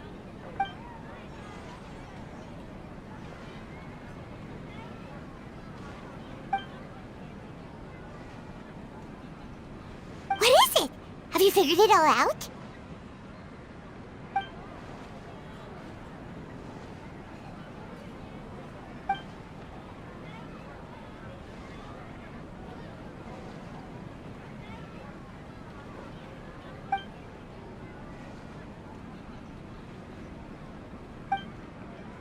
Why'd you jump up all of a sudden?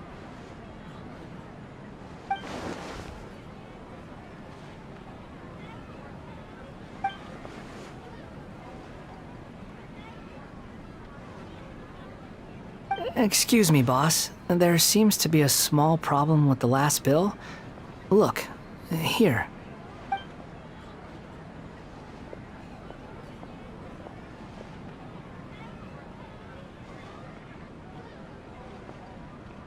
Hey! Hey, wait! You mean me? No, not you. That kid! Didn't you see? Little rascal grabbed my last 2 fresh Sunsettias and ran off. Look, if you're gonna help out here, you can't keep spacing out, okay? What is it? Work's too boring for you? Or has the big city got too many distractions?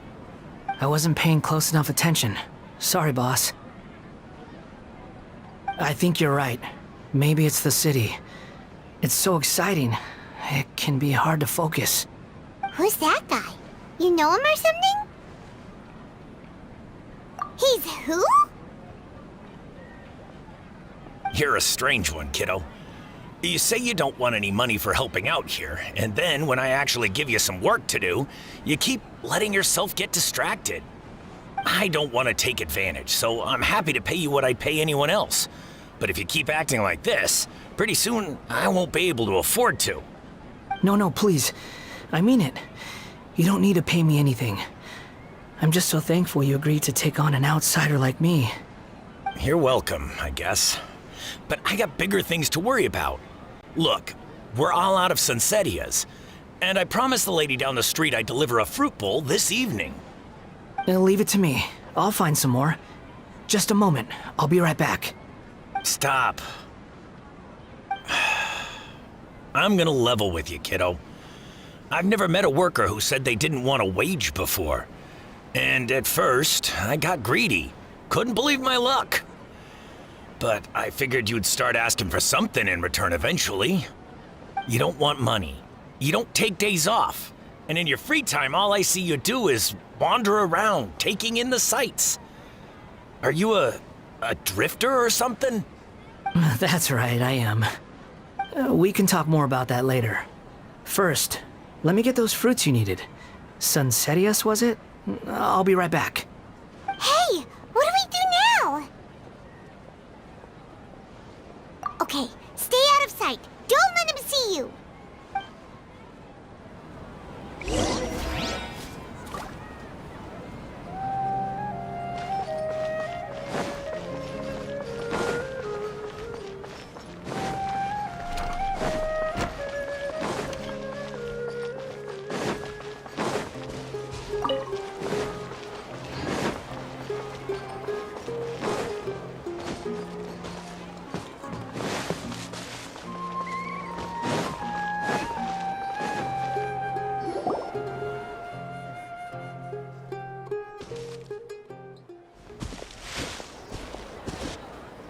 Yeah, this'll do. Even though you say he's the balladeer, what are we planning on doing? Stealing his Sunsetias? Isn't that a bit too cruel? Oh, all right. This should be enough. Guess I should wash them before I take them back.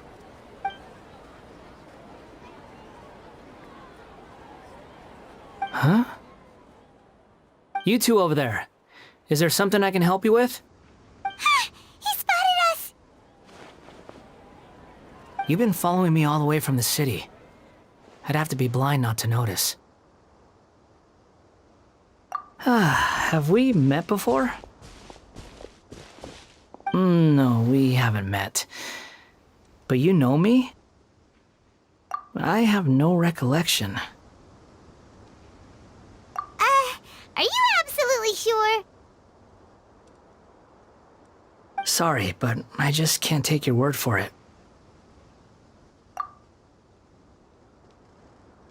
A puppet? What makes you think that? Huh?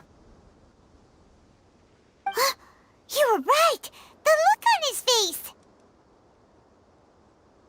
I guess you do know me after all. That is not something I share with a lot of people. Look, I'm just a wanderer. But seeing as you've gone through all this trouble to track me down, I'm sure whatever it is must be important. Okay, but please let me deliver these goods to my boss first. Are you really working for that guy? He said you don't want any more for it. Is that true? Yes, I ran into him out in the wilderness during a storm, and he let me take shelter in his cart. In return, I said I'd be his helper for a while. That's oddly nice of you. Let me take these back. Then I'll come with you, okay? Then let's return to the city.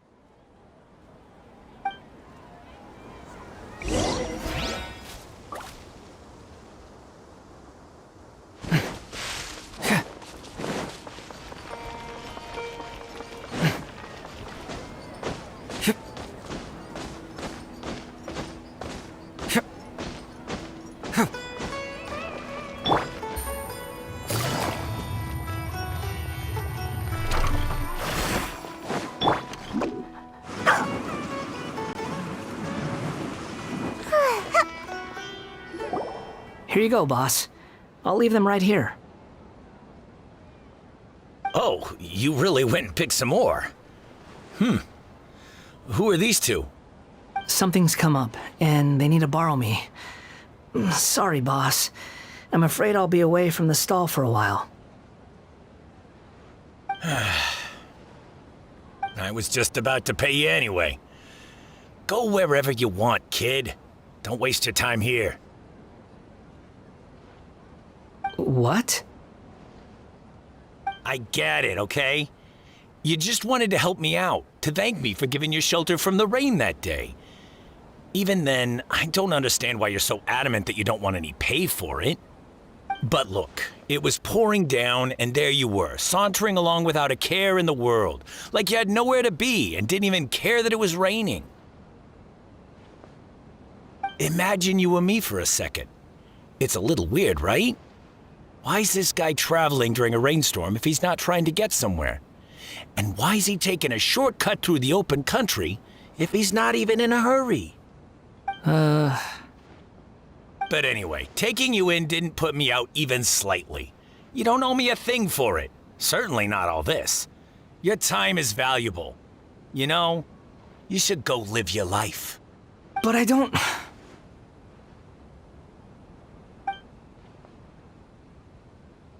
No, you're right. Then I suppose this is where we say goodbye. Thank you again for taking me into the city. Don't mention it, kiddo. I've run into all kinds of characters over the years. I just hope you find your path. Thank you. All right, done. Thanks for waiting for me. We can go now.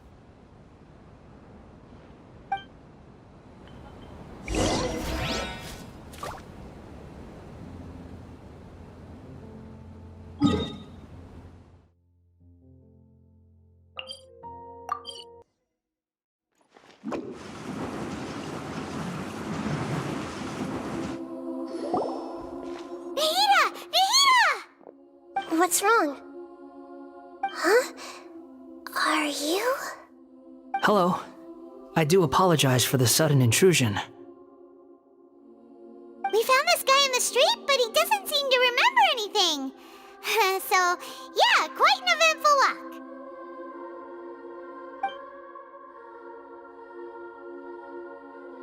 You say that you are trekking across Teyvat to train yourself.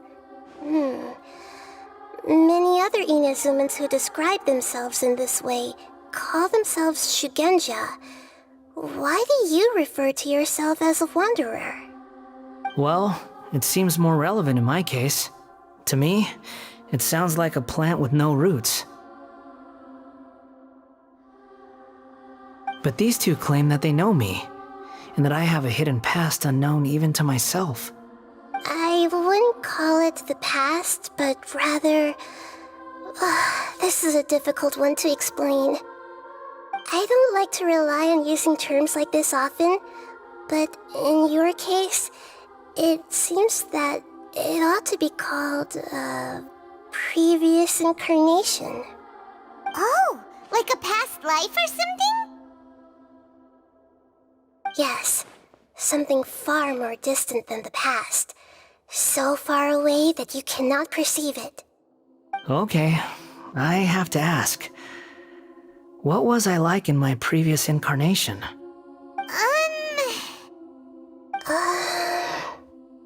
Oh, okay. I see. You want to tell me, but you can't bring yourselves to say it. Looks like I didn't have the most wonderful existence in my previous incarnation. If it's that difficult to talk about, I have no doubt it will be just as difficult to hear. But I'll be able to handle it. Please, tell me the truth. Is truth something you care a lot about? Yes. Then I'll be straight with you. In your previous incarnation, you did many things that would be considered evil. You nearly died because of what other people did, and many died because of you. As a non-human being, You hated gods and humans alike. You drifted from place to place, never able to settle, even where you found status and identity. You adamantly believed that you were missing a heart. Actions rooted in persistence sometimes bear bitter fruit. Sometimes, you have to let parts of yourself go, or you'll never be happy.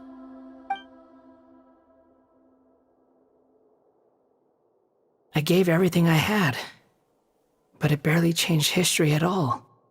In terms of the outcome alone, that's true.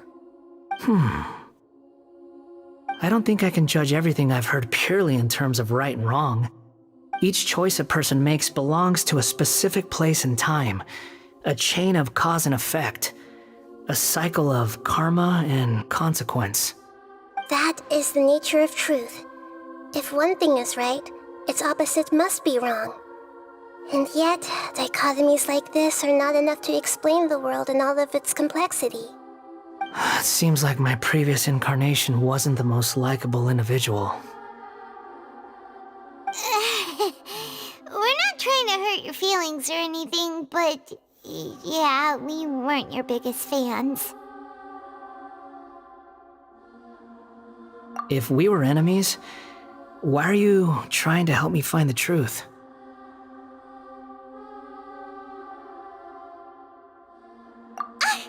This is so frustrating! This guy's supposed to be our arch enemy, but now he's just some random stranger we met on the street! He's got so much to answer for, but we can't make him talk because he doesn't remember anything. What a weird situation. Lesser Lord Kusanali, as the god of wisdom, I trust that everything you told me must be true. Yes, it's all true. I can even show you the memories themselves, if you're willing.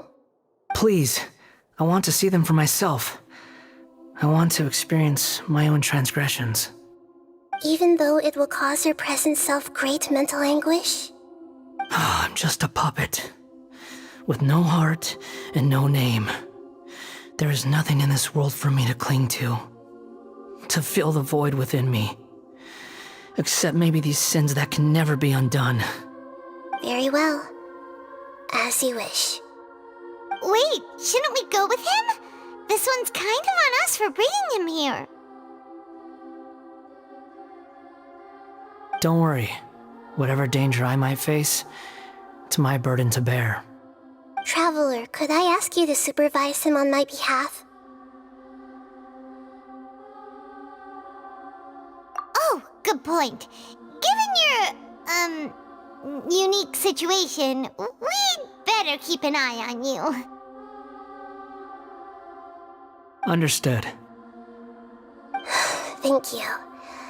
Now, prepare yourselves, everyone.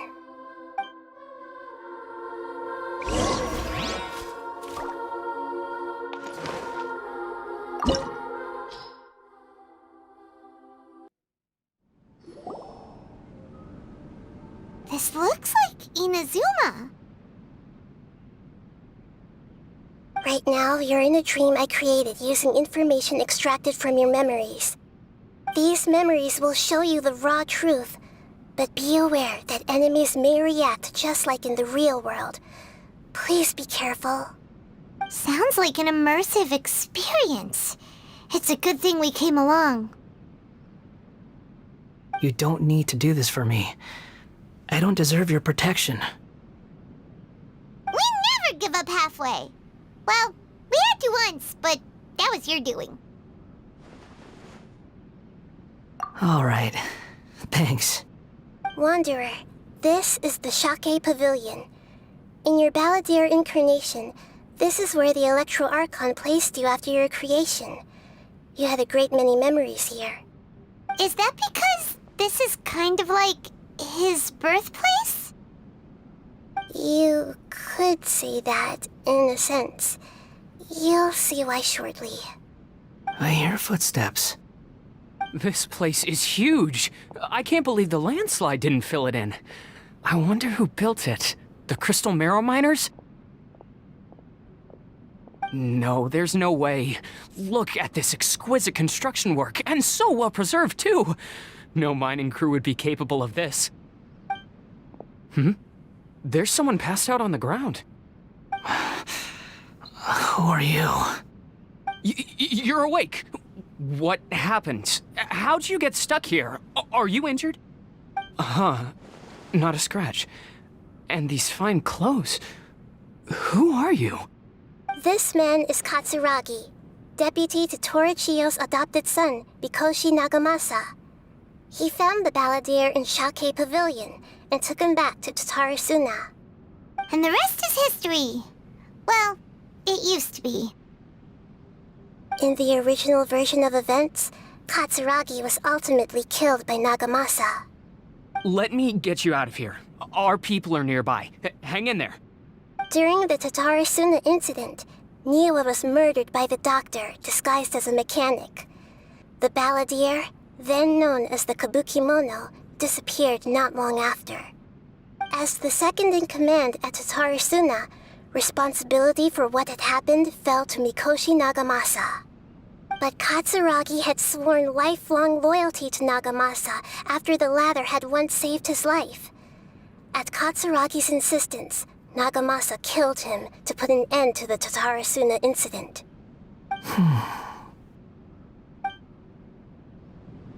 Katsuragi seems like he was a good guy. He looks like a warrior, but he has a kind face. Why couldn't he live a long and happy life?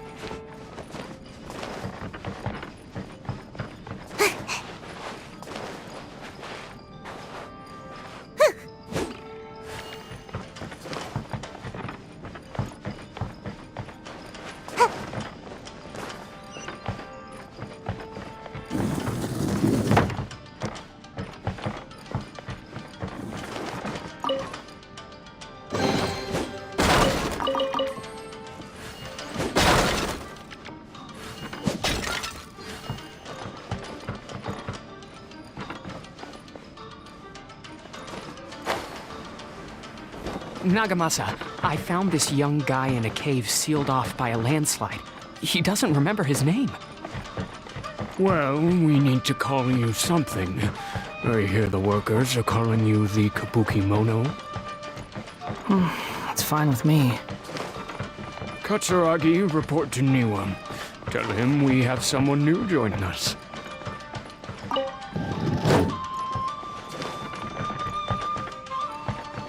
Make my escape.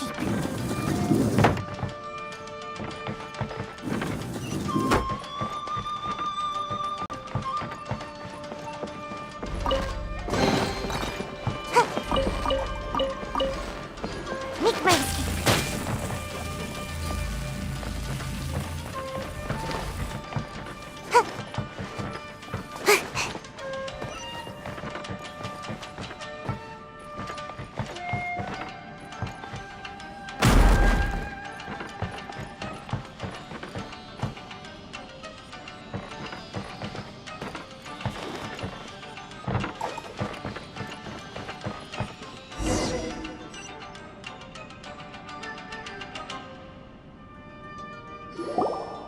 Huh?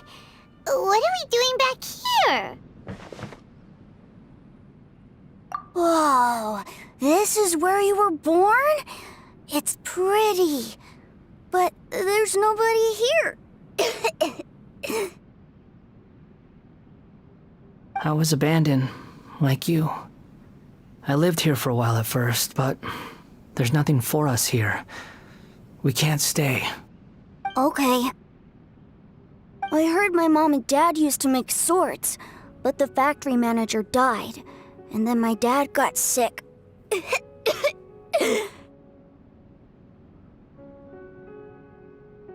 He kept coughing all the time, just like me. Then Mom started coughing too. But you can't. You promised me. Yup, we're family now. We're gonna be together forever and ever. This child didn't have a name. Or rather, the balladeer didn't know what to call him. His father died before he could name him. After his mother died, The child stayed in their straw hut alone. Some of the neighbors helped to raise him. After leaving Tatarasuna, the balladeer ran into this child who didn't have a name, just like him. They made a promise to live together. What happened to the child then? He died from his illness while he was still very young. The balladeer came home one day and found that he had stopped breathing. Hey! What's wrong? Say something! You promised me we could be family! You're no different from Niwa and all the others. You betrayed me too.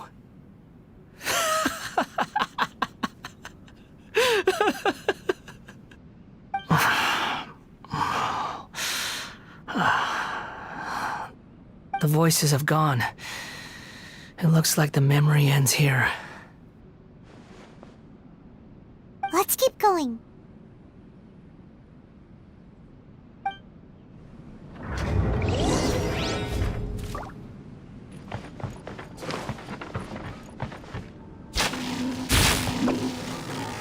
Can't catch me!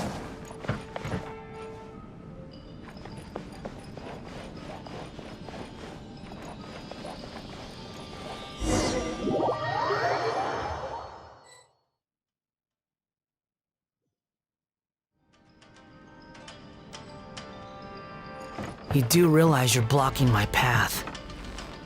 I come not to obstruct you. I've been waiting. What you are truly is a weapon.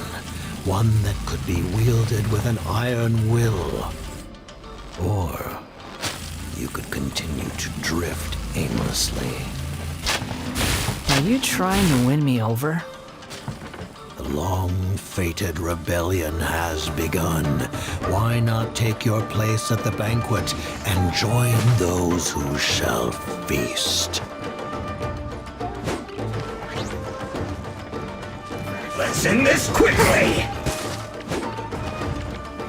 Stay right there. Harden up. Let's not waste time. Use this first. Quietly now. What are the odds? Game's up. Time's over. The spirit will be frozen in time.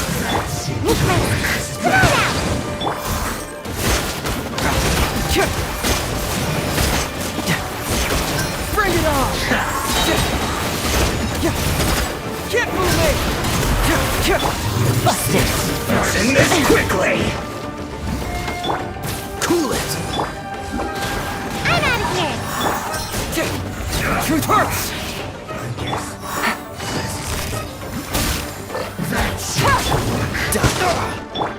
Gotta dash! Cyclone! Finally, so quiet. Come at me! Quietly now.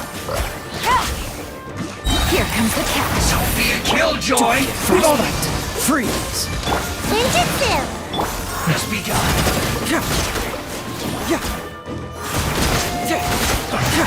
I miscalculated.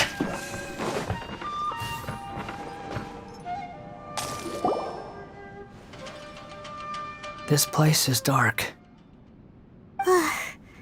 Paimon knows this place. It's the Delusion Factory in Inazuma. In the original version of events, the Traveler once encountered the balladeer here. Such a creepy atmosphere. And so familiar.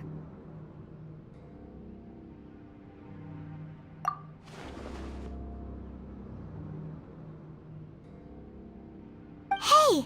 Look over there! Well, well, my fair lady. Is this rundown factory and these incompetent fools all for me? Wow. You shouldn't have. Huh. What do you have to gain from belittling your subordinates? You might not want to admit it, but you are a part of this plan. Perhaps you find fighting in the Abyss to be a more meaningful use of your time? Oh, but of course, even this pales in comparison to being experimented on by the Doctor. What a sharp tongue you have. Funny how negotiating never seems to be your strong suit. For the task ahead, I suggest you keep your true feelings to yourself. Save your breath. I know what I have to do. I'm sure you think so, but I still think you need to hear it. Don't start thinking you're invincible, and don't let your emotions get in the way. Surely you're not worried about me. I just can't have you getting in my way. You and Child never fail to find ways to complicate things. I'm merely lighting a little fire in this chaotic nation. But you, being tossed out like trash, must make you want to destroy it completely. Do you remember the last time you were here? That was a lot of swordsmiths you killed.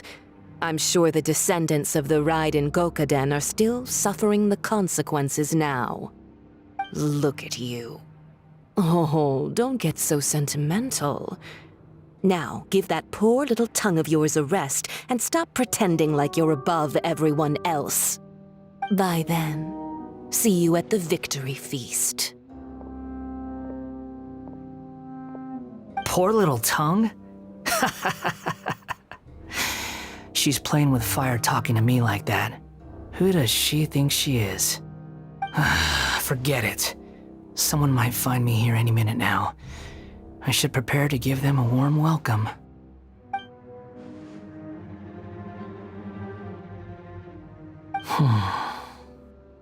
The plot does not end here. There is more of this story to come. Wanderer, are you able to continue? Yes. Please don't worry about me. Why are you staring at me in silence? Can't you think of a nicer way to express yourself? I'm under no obligation to be nice to you. Besides, I thought nothing mattered to you except results in your own interests. Isn't that right, witch? Muddle-headed puppet. You're only number 6 because you can take more abuse than other humans. Do you really count that as an asset? You're about as much fun to be around as a raging inferno. But before we murder each other, it'd be best if we finish our duties. Come on out!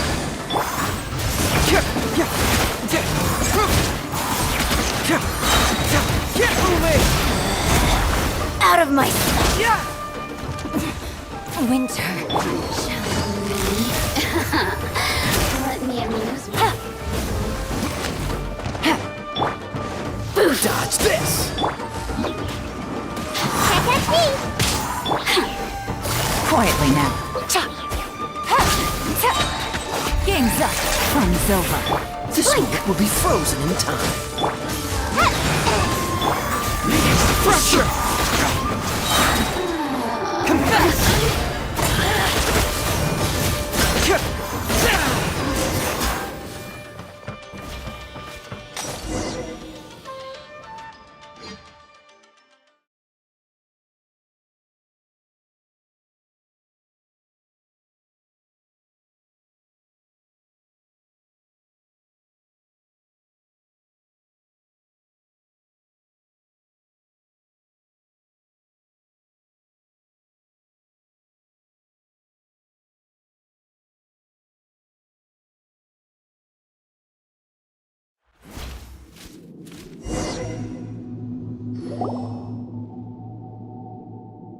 Looks like we have arrived in Sumeru. Is that? Considering that Amorta's sage, Nafis, refused to join this project, I'll take part in the experiment in his place. Welcome. I look forward to a fruitful collaboration. When do we start? You seem impatient. You should know that becoming a god is far from a trivial affair. The biological transformation is a lengthy process. As such, I too would recommend that we commence as soon as possible. In the event that a successful connection is established, his body will become permanently bound to the machine, and he will be unable to move independently of it. Nothing worse than what I've been through before then, Doctor. You were the most resilient test subject I ever came across. Thanks to you, I was able to garner a great deal of information. Alas, after that, you were under orders to remain in the Abyss. We barely saw each other, and it became difficult to further refine the knowledge I had gained. That was gracefully worded. Ever wonder what they think if they knew that nothing matters to you, apart from your crazy experiments? I suggest you speak to me in a more respectful tone, Scaramouche. The mere fact of your utility does not make you indestructible. The doctor again? That was uncomfortable to watch. That person gives off a very sinister energy. It's normal for him to give you the creeps. He scares the bejeebers out of Paimon. Let's move on.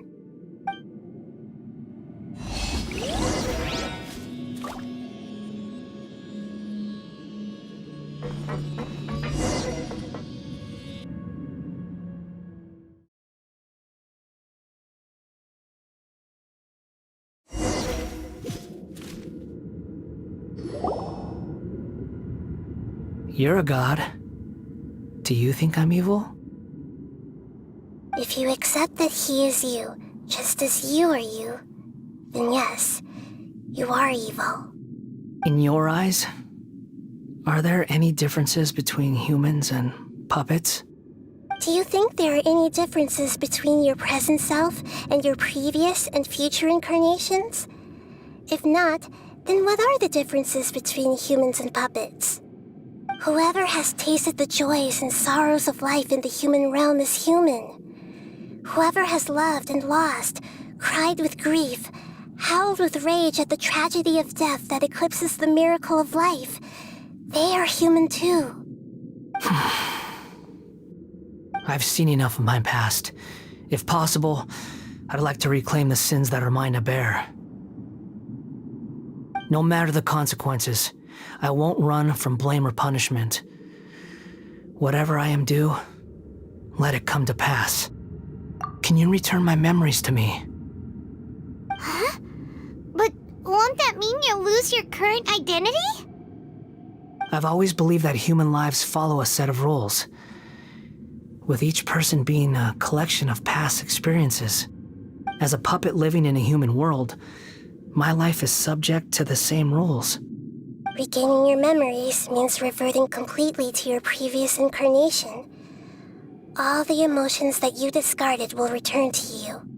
Are you sure you want to do this? I've lived with the void in my chest my whole life. My creator didn't need me. And ever since I awoke, I've just drifted from one place to the next. But then I met you. And I finally realized that reclaiming my missing sins might be my one opportunity to become my true self.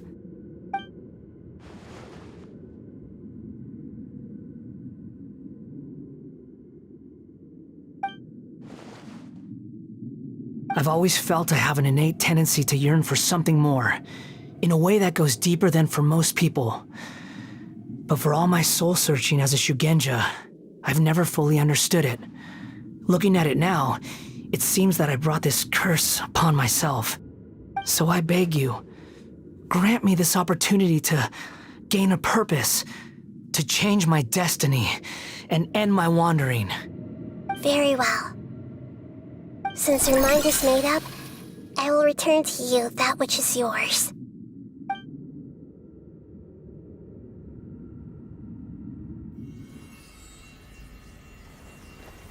You have made your decision. Now, take this.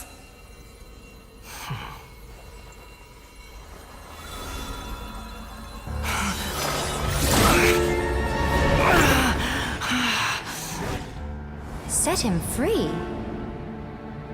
A puppet? What's he doing here? You're a human as far as I'm concerned. Everyone's here. Wonderful. What a fine blade. Nagamasa will be thrilled. This is my...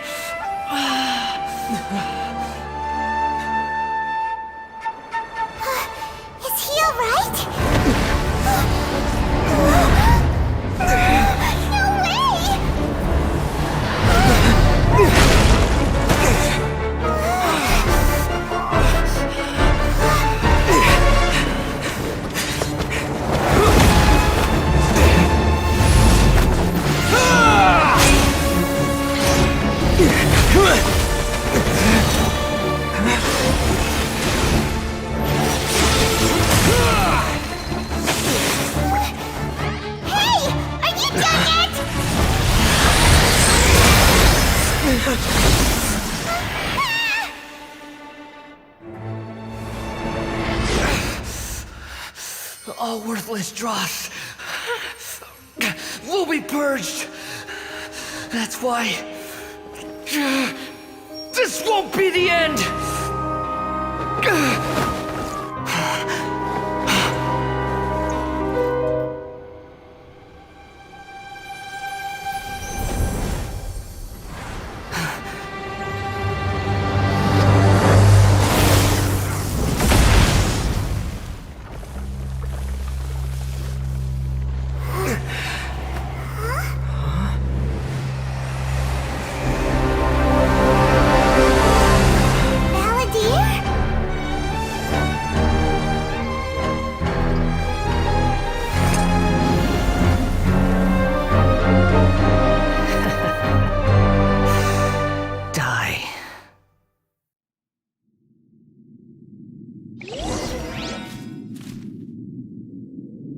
This is trying my patience.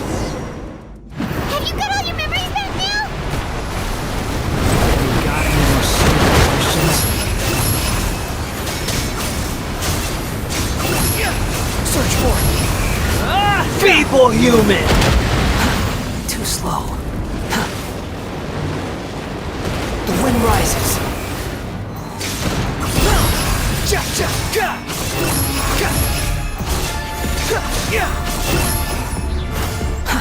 Too slow. At my command, you shall fall!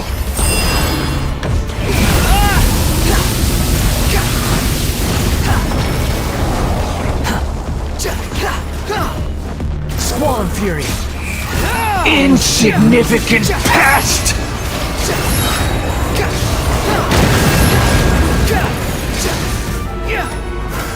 Cry louder!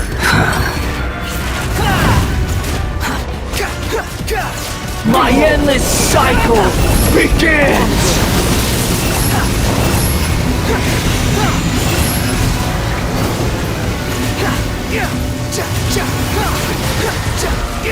The wind rises. Search for it. Churn!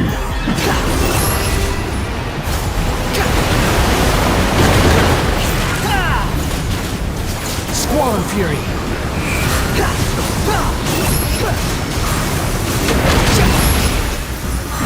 Perish!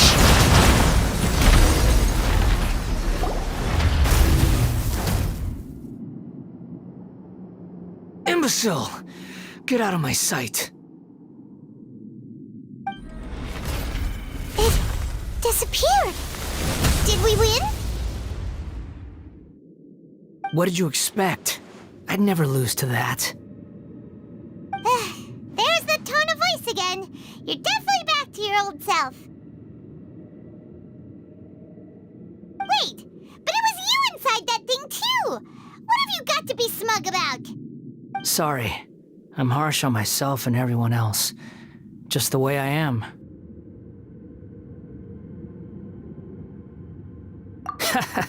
You sound like you're concerned about me.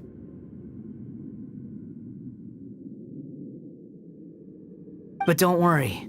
Thanks to you, even if I didn't change a thing, at least I now know the truth. The memory recovery seems to have been a success.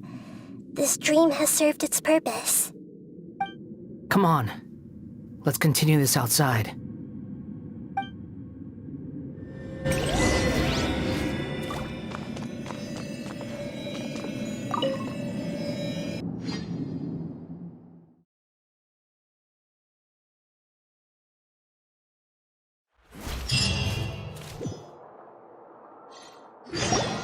Welcome back, Traveler, Paimon, Balladeer.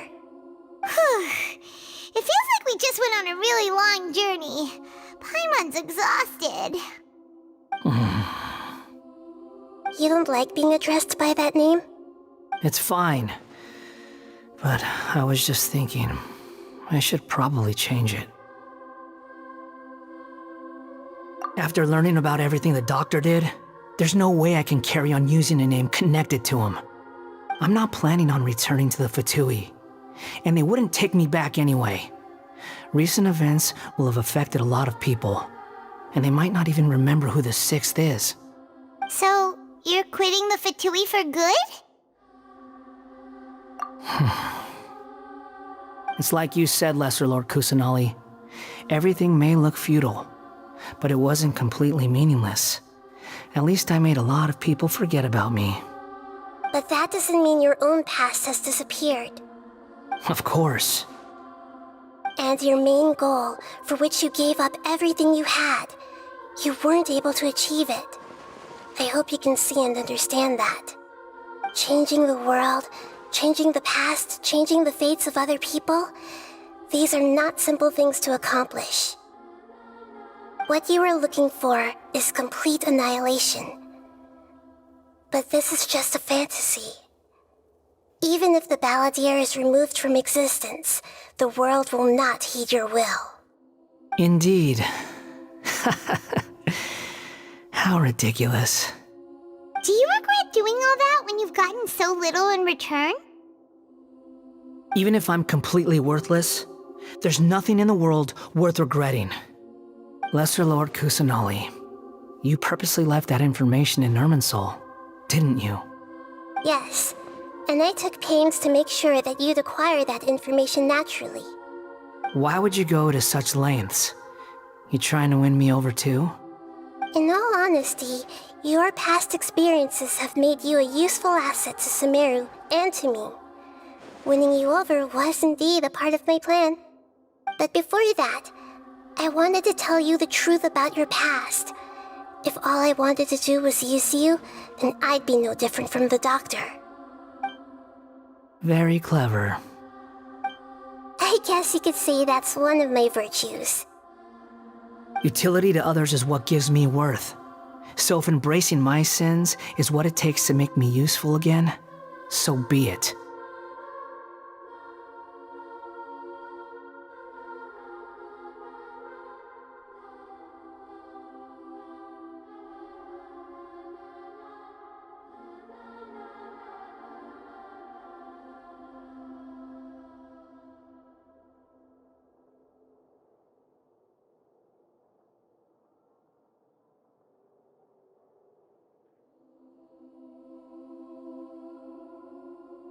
Oh, right. I almost forgot. You're the good guys. You're into justice and all that. Sorry if I have a slightly different perspective on things, but I don't feel like I've been duped. The wisest leaders are fated to end up with the best helpers. I can live with that. I'm glad you're able to think of it in that way. Traveler, in the future, I'll continue to search Irminsul more deeply and see what secrets can be uncovered, including the beginning of your twins' journey recorded in Irminsul. What exactly happened before and after that point? I want to know as well. I will try. Traveler.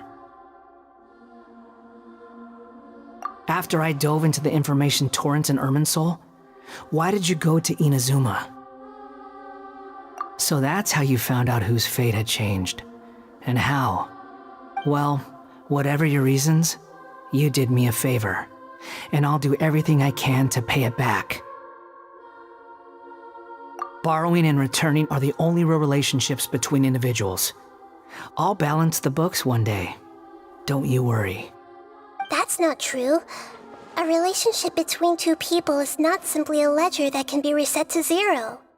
I think deep down you realize this. People who show up in your life don't just evaporate like water drops and leave nothing behind.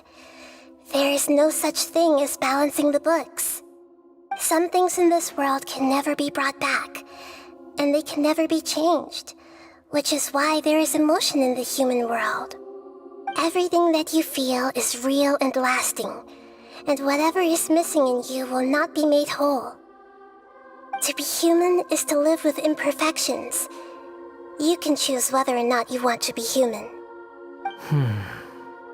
But humans can't live without a heart, can they? Anyway, I gave up trying to become a human a long time ago.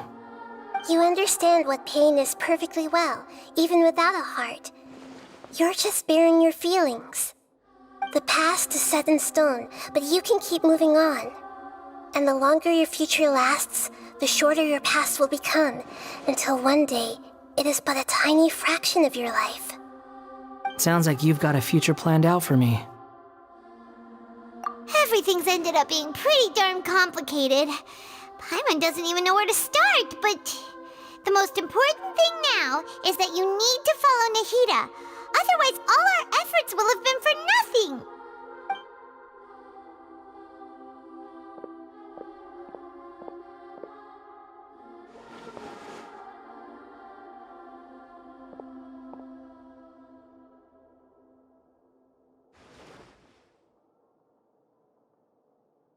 Then I guess I'll be helping you from behind the scenes from now on. I'm glad that you've accepted our proposal. Why don't you choose a new name to celebrate? Ooh! Paimon wants to pick an ugly nickname for you, too! Why? Because Paimon still doesn't like you that much. Then I hope we don't see much of each other in the future. A name is life's first gift. You didn't say it out loud, but I know that's what you're thinking. The Traveler and Paimon have helped you a lot. If you can't decide on a new name, maybe you can ask them for ideas. No! Paimon only does nicknames! If it's a serious name you're after, it's all yours.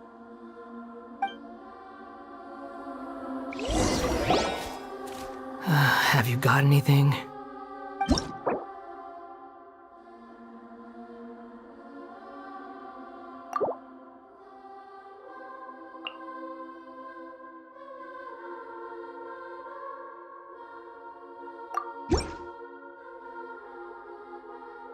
Are you sure?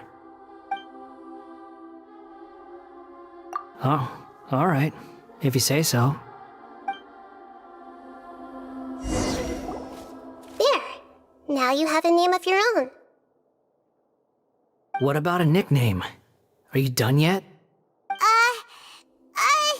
Still thinking. Stop rushing me! Take your time. I don't need to see you again until you've thought of one. Everyone who manipulated me and made me suffer will have to pay the price. You mean the Fatui? The doctor, at least. Now that your stance has changed, I believe your future path will change accordingly. But it won't be immediate. You still need some time to compose yourself. One more thing. There are still some descendants of the Raiden Gokuden living in Inazuma. Some of them know. Well, they ought to know about the connection between Raiden Gokuden and myself. I don't plan to leave Sumeru for the time being. If you see them in Inazuma, please tell them that I was the one responsible for the Raiden Gokuden's downfall. Even though the events have been erased from the world, they still deserve to know the truth. I see. That is up to you. Huh? But if we do that, then... It's fine. Let them stab their blades into my chest if they so desire. Maybe that's how it always should have been. No nonsense. I like it. Alright, let's call it a day. Goodbye, wise deity. And you too. He's gone! What he went through today would have been like living an entire lifetime in an instant. He'll need some time to calm down. Yeah, true. But even so, after everything that's happened, he doesn't seem quite as fierce anymore. So we can finally go eat? Paimon is starving. Thank you both. I hope you will find somewhere nice to go and relax for a while.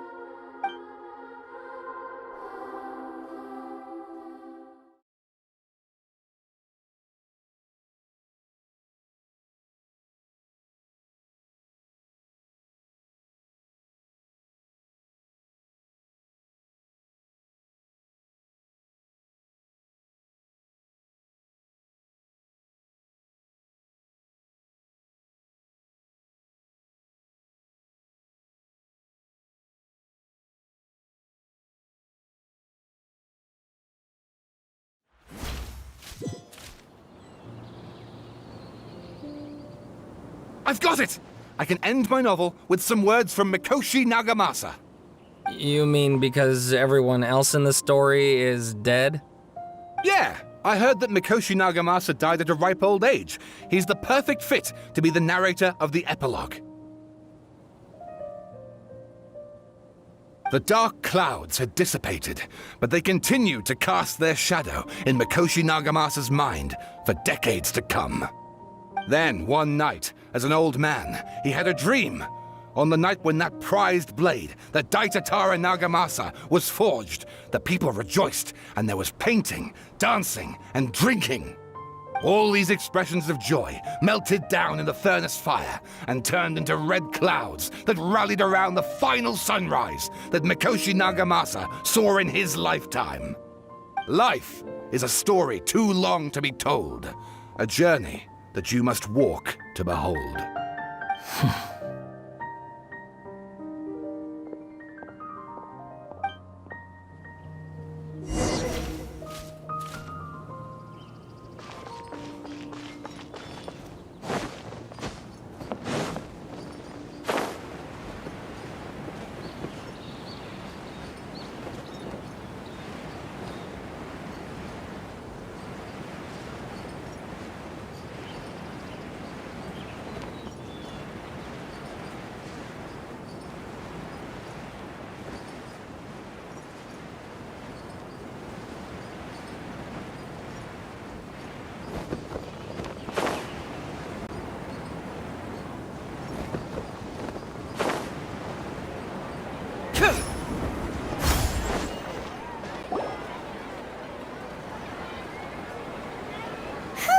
It's about time we had a break.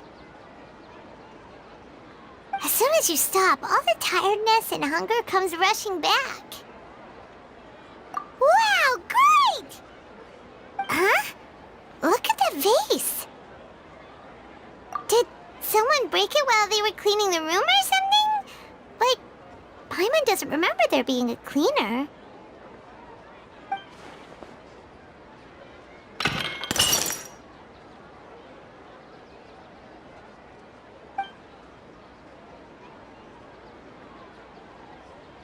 You sound lost and confused. I know why you are troubled. Any who knew of this would find their mind overwhelmed. Huh? Is there someone here talking to us? Unfortunately, the fate of Tevat cannot easily be changed. Perhaps a god may have a slim chance, but for anyone else, who can say? When a small animal runs into a tree trunk, though the tree may sway, it is not displaced. The same is true of fate, like a vase that falls to the ground. Whether it is broken by a cat or by a bird, the result is still a broken vase, is it not?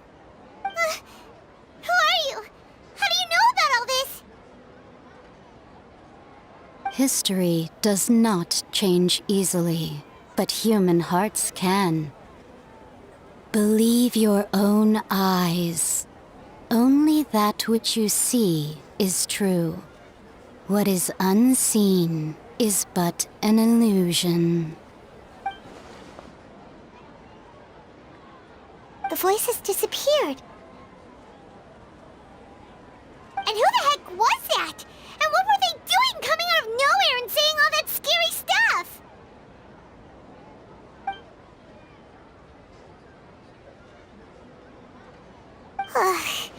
Anyway, that vase is still lying there broken on the ground. Should Paimon go get someone to clean it up? It feels wrong just leaving it there. Just a moment, Paimon will be right back.